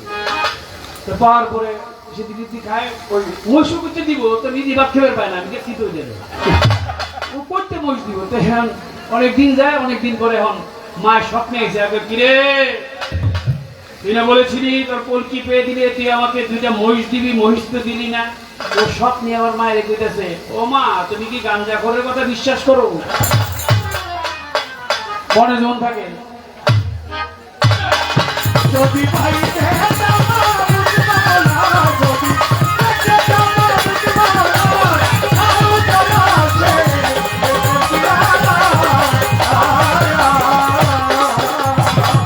না দেখেও হয় প্রীতি, ওরে দাদা ভাই না দেখেও প্রেম হয়। জলে ধরে একজন আরেকজনকে, আমার দাদা ভাই বললেন যে প্রেম করো, ভালোবাসা করো, যদি মিলন না হয় তাহলে ভালোবাসার কোনো দাম নাই। মিলন, মিলনটা কি? এটা কি কামচরিতার্থ? একটা ছেলে একটা মেয়ের সাথে অথবা পিতা মাতার সাথে যে রণকৌশলে যায় না, এই মিলন মনে হয় মেয়ে ভাই বলে নাই। মিলন তো অল্প সময়ের জন্য, 5, 10, 15 মিনিট, আধ ঘন্টা, 1 ঘন্টা, কিন্তু ভালোবাসা যেটা, প্রেম যেটা, এটা তো অনন্তকালের জন্য। আবার না দেখেও হয়, দেখে নাই, সরাসরি দেখে নাই, হয়ে গেছে। যদি কেউ রব্বস্তান বাবাকে দেখেছে তাহলে তার ভালোবাসা হয়ে গেছে। বিলাবস্তানকে যদি কেউ দেখেছে, একবার দেখেছে, সশরীরে জন্মযোগ্য দেখে নাই, তারপরে হয়েছে, তার প্রমাণ আছে, নাম তার আশিকের আশেক থাকে মাসুক ধ্যানে, এই তার নামাজি আশেক থাকে মাসুক ধ্যানে, এই তার নামাজি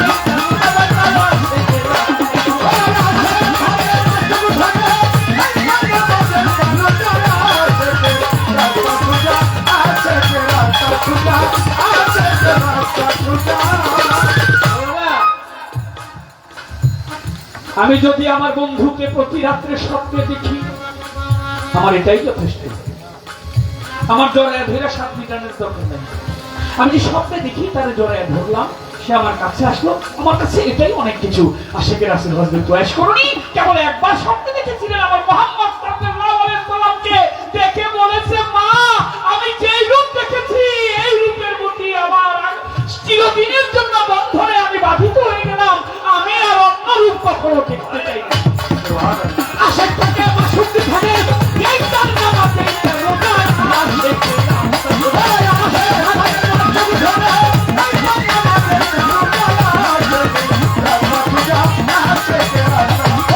আশেক চাই না স্বর্গে যেতে, আশেক চাই না রাজা হতে, আশেক চাই না, আশেক চাই না আবেদ হতে, আশেক চাই না স্বর্গে যেতে, আশেক চাই না আবেদ হতে, আশেক চাই না স্বর্গে যেতে, আশেক চলে নেস্তি পথে, আশেক চলে নিচু পথে, হতে চাই না বিশ্বের রাজা।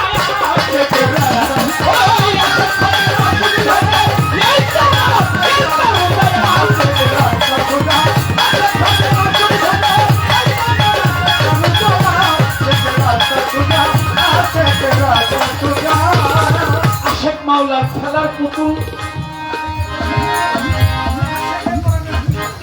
আশেক যে পরাণের বুলবুল, আশেক মাওলার খেলার পুতুল, আশেক যে পরাণের বুলবুল, হানাফির সাহেব ফানায়ে রাসূল, ওই আশেক হানাফির সাহেব ফানায়ে রাসূল, হানাফি নাই রসুল টাকা আশেকে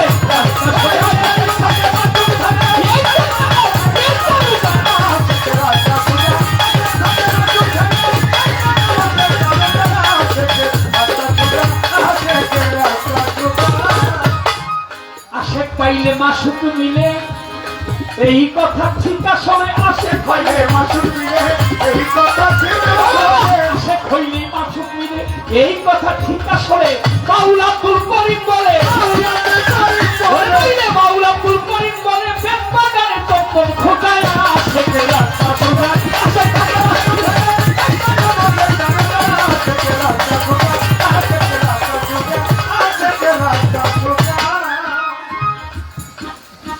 আশিকে রাসূল ওয়াইস করুনি, তিনি যা বলেছে একটা কথাও কি রদ করা সম্ভব? কেউ পারবে না।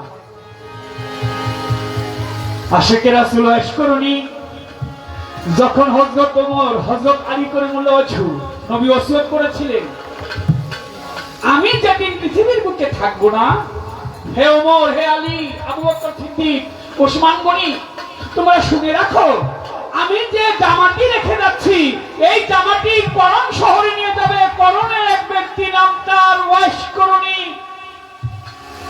এই ওয়াইস করুনিকে আমার জামাটা দিবে, এই বিভিন্ন আমার জামা যেন কাউকে না দেওয়া হয়। হযরত ওমর হযরত আলীকে ডাক দিয়ে বলে, দয়াল নবী তখন নাই, তোমার এটাই বলে আমরা দুইজন এই মুহূর্তে করণ শহর যাব চলে। দুইজন করণ শহরে রওনা হইলেন। করণ শহরে গিয়ে জিজ্ঞেস করে লোকের কাছে, ও ভাই সকল, তোমরা কি বলতে পারো এই শহরে একজন লোক আছে, নাম তার ওয়াইস করুনি? বলে, ওয়াইস করুনিকে আমরা তো চিনি না ভাই, তবে একটা পাগল থাকে নাম তার ওয়াইজা পাগলা। বলে, হ্যাঁ হ্যাঁ, ওই লোকটা কি খুঁজি? গিয়ে দেখো পাহাড়ের উপরে, বেশি নিচে নামে না, একাই থাকে বেশিরভাগ সময়, মায়ের সাথে সময় কাটায়। হযরত ওমর আর হযরত আলী যখন পাহাড়ের উপরে উঠে, ছোট্ট একটা পাহাড়, উপরে উঠে গেল, ওইখানে গিয়ে তারা দেখিতে পাইল মদিনামুখী মুখ করে দুইজন দেখতে পায়, আসে মদিনামুখী মুখ করে চক্ষু বন্ধ করে বসে আছে, পিছন দিয়ে দাঁড়ানো, চিন্তা করে তাকে ডাক দেওয়া যাবে, পাউটা দেন পাবেন না।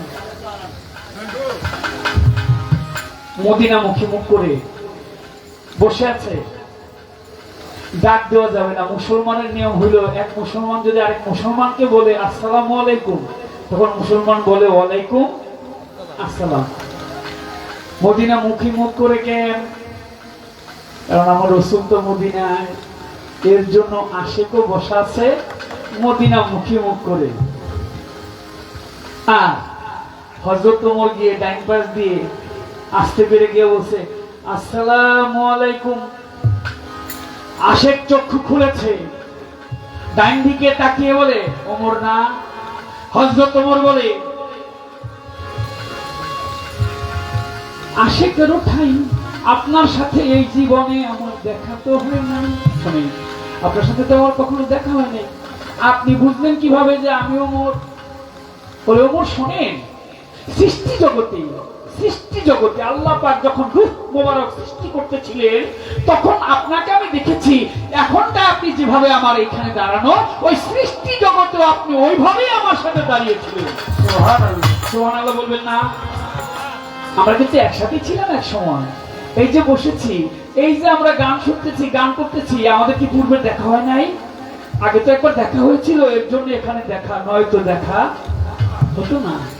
আবার হয়তো ভালোবাসা বন্ধন থাকলে হাসর নসর হইতে পারে, ওখানে গিয়েও দেখা হইতে পারে। হযরত ওমরকে এইমাত্র বললেন যে আপনাকে আমি দেখেছি ওই যে সৃষ্টি জগতে, ঠিক এইখানে আপনি আমার সাথে দাঁড়িয়েছিলেন। হযরত ওমর বলতে লাগলেন, এমন একটা কথা বলেন যেই কথাটা জীবনের পাথেও থাকবে, এই কথাটা সবসময় মনে মনে আমি রাখবো আর ভাববো। বলে, শোনেন তাহলে একটা কথা আপনাকে বলি। বলে, কি কথা? বলে, শোনেন, আপনি কি আল্লাহ কি আপনাকে দেখছে? হযরত ওমর বললেন, আল্লাহ অবশ্যই আমাকে দেখছে। আচ্ছা, আমি যে গান গাইতেছি, আপনারা গান শুনতেছেন, আল্লাহ কি দেখে নাকি দেখে না? আল্লাহ কি গান শোনে নাকি শোনে না?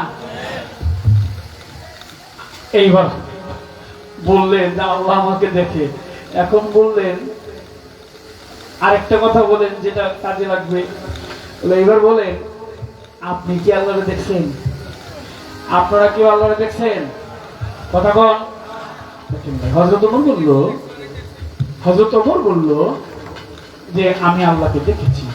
বলে, শোনেন, যেই চোখ দিয়ে আল্লাহ আপনাকে দেখেছে, আপনি যেই চোখ দিয়ে আল্লাহকে দেখেছেন, আল্লাহ যেন আপনাকে ব্যতীত আর কোনো কিছু না দেখে, আপনিও যেন এই চোখ দিয়ে আল্লাহ ব্যতীত আর কোনো কিছু না দেখেন। তবে জালালউদ্দিন একটা গানের মধ্যে বলছে, আমি বলবো কি শুনবে কি রে ধুমদা, এই দুনিয়া মায়ার জালে বান্ধা। বহুরূপী রং বাজারে মন থাকে না মনের ঘরে, রূপ দেখায়া প্রাণে মারে লাগাইয়া ধুন্দা। আমি বলবো কি আর শুনবে কে, সব দেখি ধুন্দা। আপনি যদি দেখে থাকেন এই চোখ দিয়ে তাকে, এই চোখ দিয়ে অন্য কোনোদিন কাউকে কোনো কিছু দেখতে পারবেন না। এই কথাটা রাখবেন মনে মনে। হযরত ওমর কথা শুনে, শোনেন বন্ধুগণে, কি কথা বললো, এমন কথা তো কখনো শুনি নাই। কোত্থেকে আসছেন আপনারা? নিশ্চয় মদিনা থেকে। কেন এসেছে? কাঁপছে, বলা যাবে না, এই মুহূর্তে বলা যাবে না। যদি বলি কেন আসছি, বিষয়টা অন্যরকম হইতে পারে। রাসূলের এখান থেকে আসছেন। শোনেন একটা কথা বলি, কি আমি একদিন শুনেছিলাম আমার রাসূল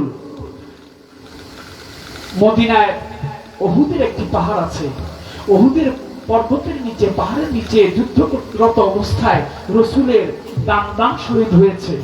আমি এই কথাটা শুনে হাতের মধ্যে একটা পাথর নিয়ে আমার একটা দন্ত ফেলে দিলাম, আমার বন্ধু যে ব্যথাটা পেয়েছে ওই ব্যথা অনুভব করার জন্য। কেন? আমার বন্ধু ব্যথা পেয়েছে ওই ব্যথা অনুভব করার জন্য।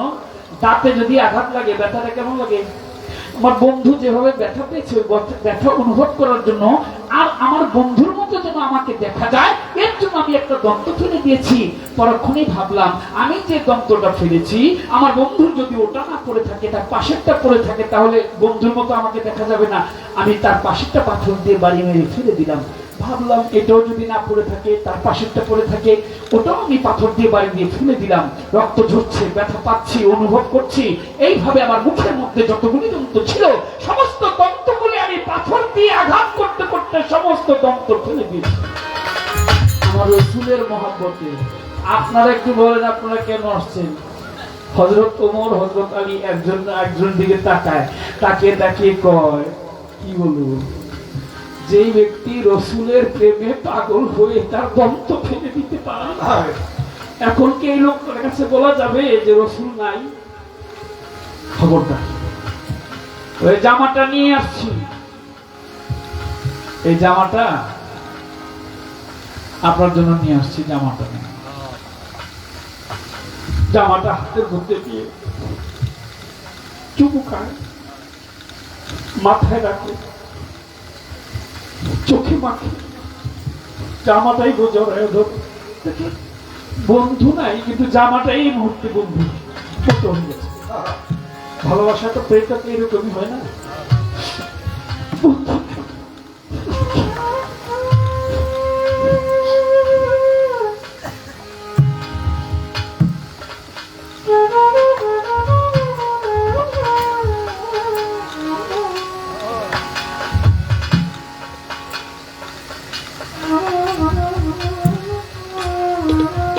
ডাক দিয়ে বলেছে, শুনেন আমি তো জামার পাগল না, ও তো জামা লাগবে না, আমাকে একটু বলতে পারেন আমার বন্ধু কেমন আছে? আমার বন্ধু কেমন আছে আমি একটু জানতে চাই। আরে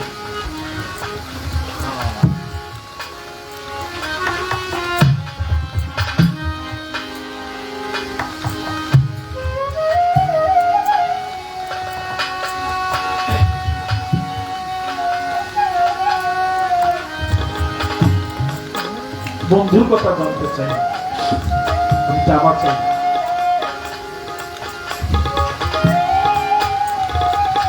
প্রেমটা এমনই হয়। কবি বলেছে, সত্যিকারের প্রেম শুধু কাছেই টেনে নেয় না, দূরেও শুনে।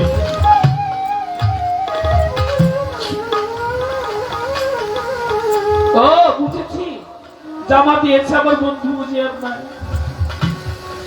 আমার বন্ধু বুঝি আর আমার কাছে আসবে না, আমি বুঝি তাকে দেখতে পারবো না। আসে কাঁধে একটা ঝোলা ছিল, কাঠি ছিল, কাঠিতে মাকে রাখতে, মাকে ভালোবাসবে এর জন্য জীবনে বিয়ে করে।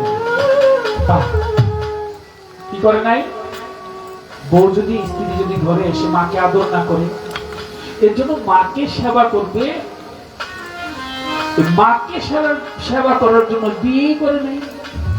কেমন আসে, কেমন পাগল! এই পৃথিবীতে যত আশেক, সমস্ত আশেকের শ্রেষ্ঠ আশেক, আশেকের রাসূল হযরত ওয়াইস।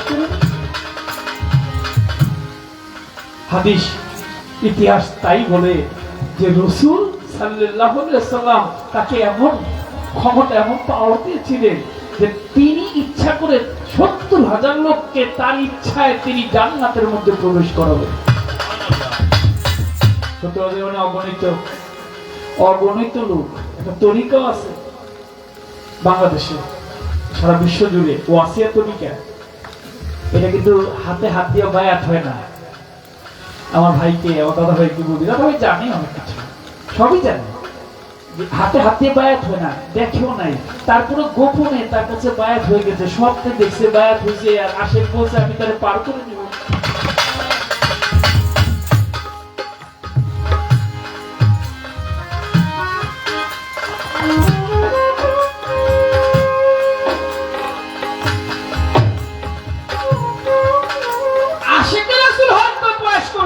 পার করে নিবে, পৃথিবীর কারো কি সাধ্য আছে তাকে থামায় রাখে, তাকে দাবায় রাখে?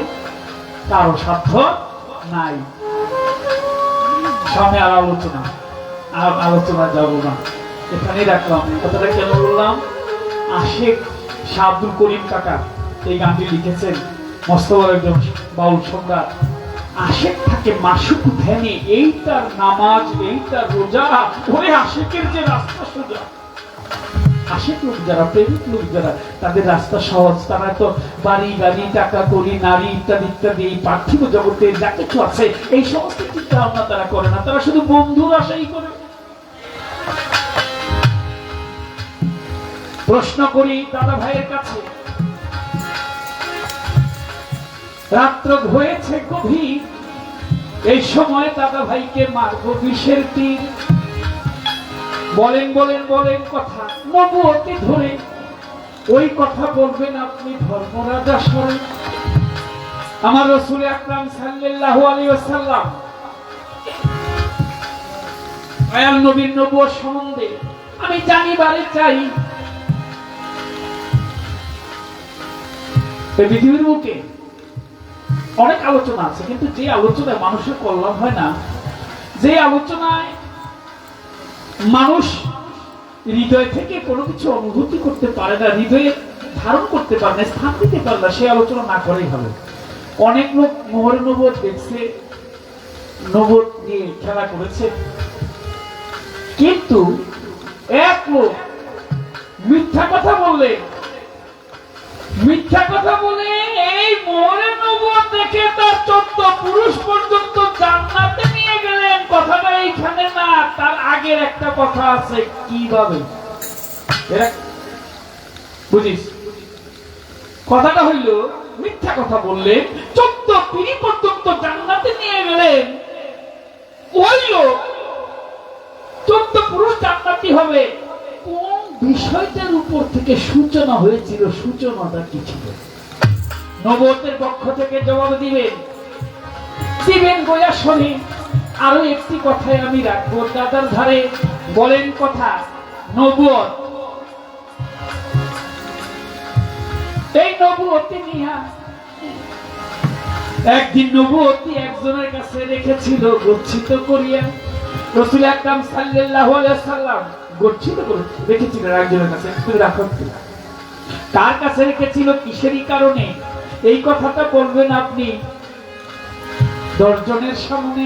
এই পর্যন্ত কথায় আমার ইহার বেশি নাই, ছোট্ট একটি গান করে আমি বসে যেতে চাই। আশেক থাকে মাসুক ধ্যানে, এইটা নামাজ, এইটা রোজা, আশেকের রাস্তা সোজা। আশেক থাকে মাসুক ধ্যানে, আশেক থাকে মাসুক ধ্যানে, আশুক থাকে মাসুক ধ্যানে, এইটা নামাজ, আশেকের রাস্তা সোজা। আশেক থাকে মাসুক ধ্যানে, এইটা নামাজ, এইটা রোজা। আশেকের রাস্তা সোজা, আশেকের রাস্তা সোজা, আশেকের রাস্তা সোজা। আশেক মাওলার খেলার পুতুল, আশেক যে কোরআনের বুলবুল, আশেক মাওলার খেলার পুতুল, আশেক যে কোরআনের বুলবুল। রব মস্তান মাওলার খেলার পুতুল, আবার বিল্লাল মস্তান আল্লাহর খেলার পুতুল। ওলি আউলিয়ারা হইল খেলার পুতুল, আশেক যে কোরআনের বুলবুল। হানাফির সাহেব হানায়ে রাসূল, হানাফির সাহেব হানায়ে রাসূল, হানাফির সাহেব হানায়ে রাসূল, হানাফিল্লাহ রুহ তাকা।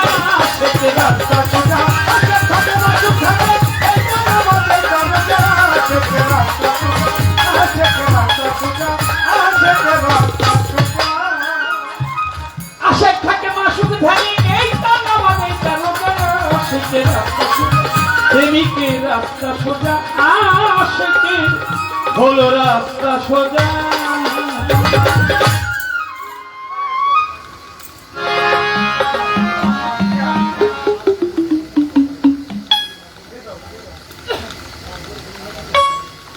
মাদবর সাহেবের ছেলে নজরুল ইসলাম দাদা ভাই আমাকে 500 টাকা দিয়ে দোয়া আশীর্বাদ করেছে সবার প্রতি নজরুল ভাই সর্বত্র শ্রদ্ধা সবাইকে সালাম দরবারের পক্ষ থেকে হযরত দেওয়ালবা রব মস্তান বাবা বিল্লাল মস্তান তাদের দরবারের পক্ষ থেকে বর্তমান গদিনী সিং আজগর মস্তান বাবাজি 500 টাকা দিয়ে দোয়া করেছেন আমি লোক সমাজে হইলাম দোষী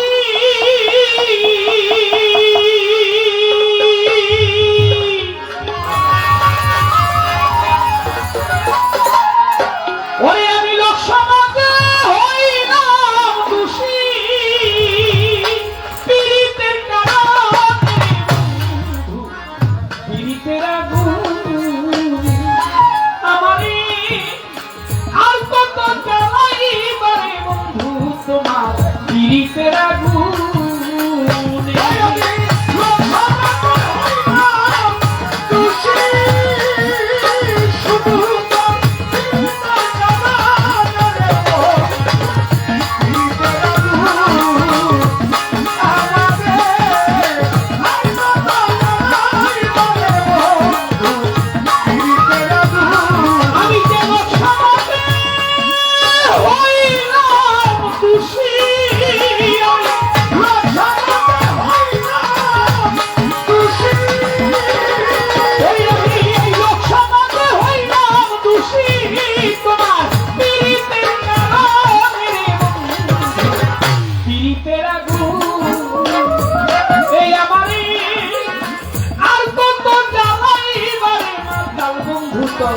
পীড়িতের আগুন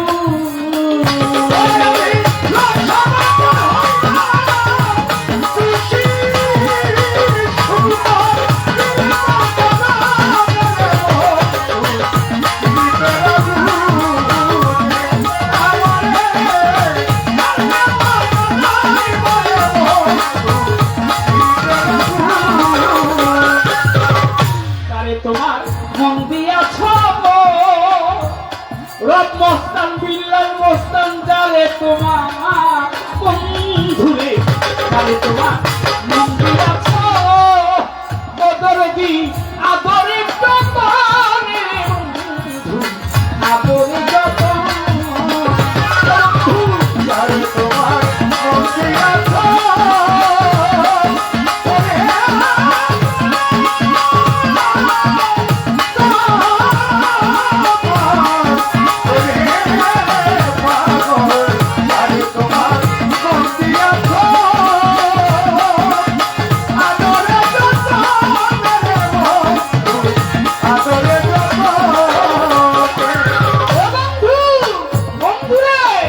জানে তোমার মন দিয়াছ আমার বন্ধু জানো তোমার পাগল বন্ধু জানে তোমার মন দিয়াছ বদরদি আদরে যতন রে বন্ধু আদরে যতন বন্ধু দুশ্মনের পাইয়া তারে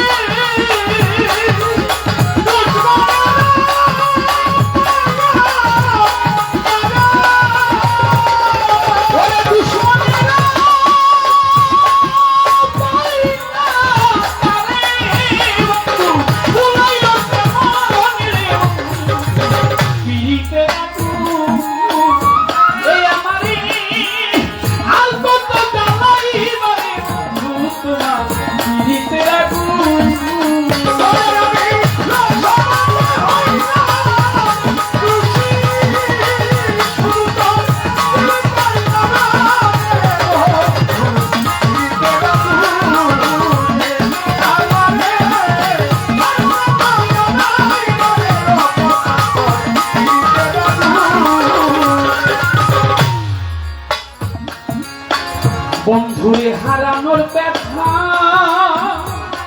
রবস্তান রে আমার বন্ধুরে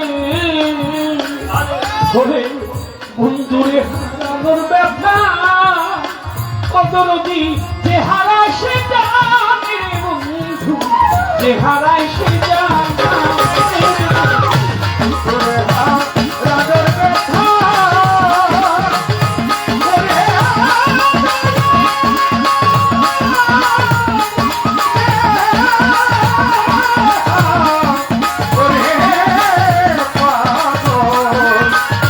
তোরে রাগের ব্যথা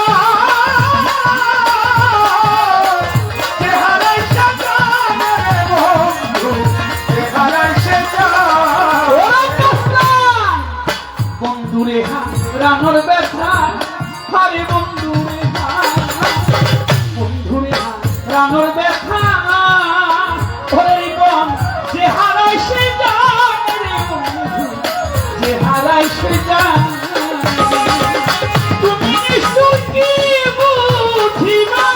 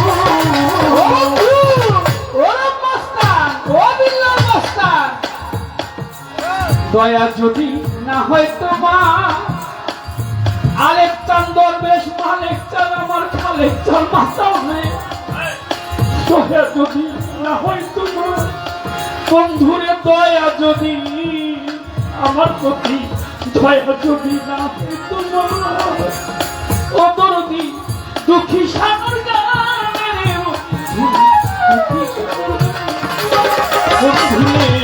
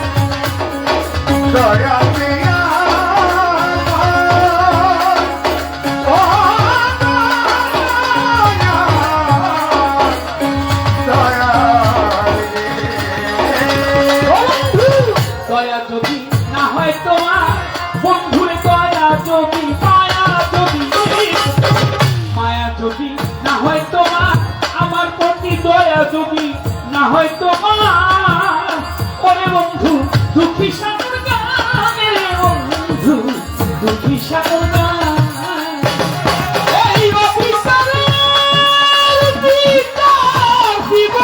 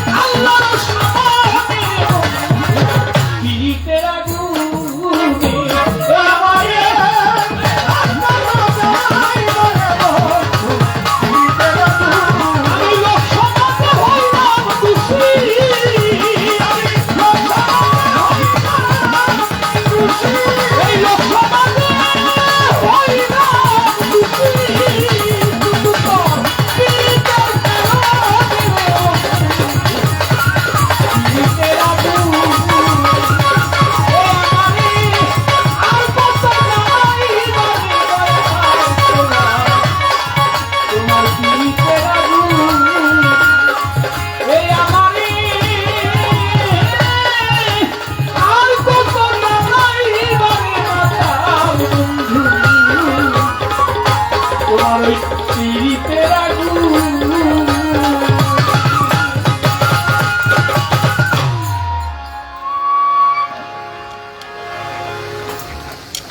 হ্যালো,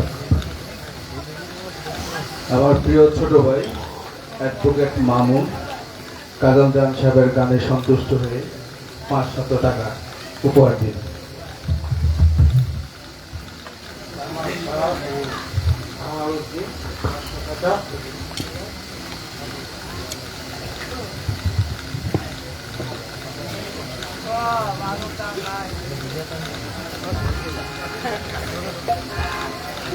দরবারের পক্ষ থেকে সিঙ্গার মস্তানের মেয়ে 600 টাকা দিয়ে আশীর্বাদ ধন্যবাদ জানাই।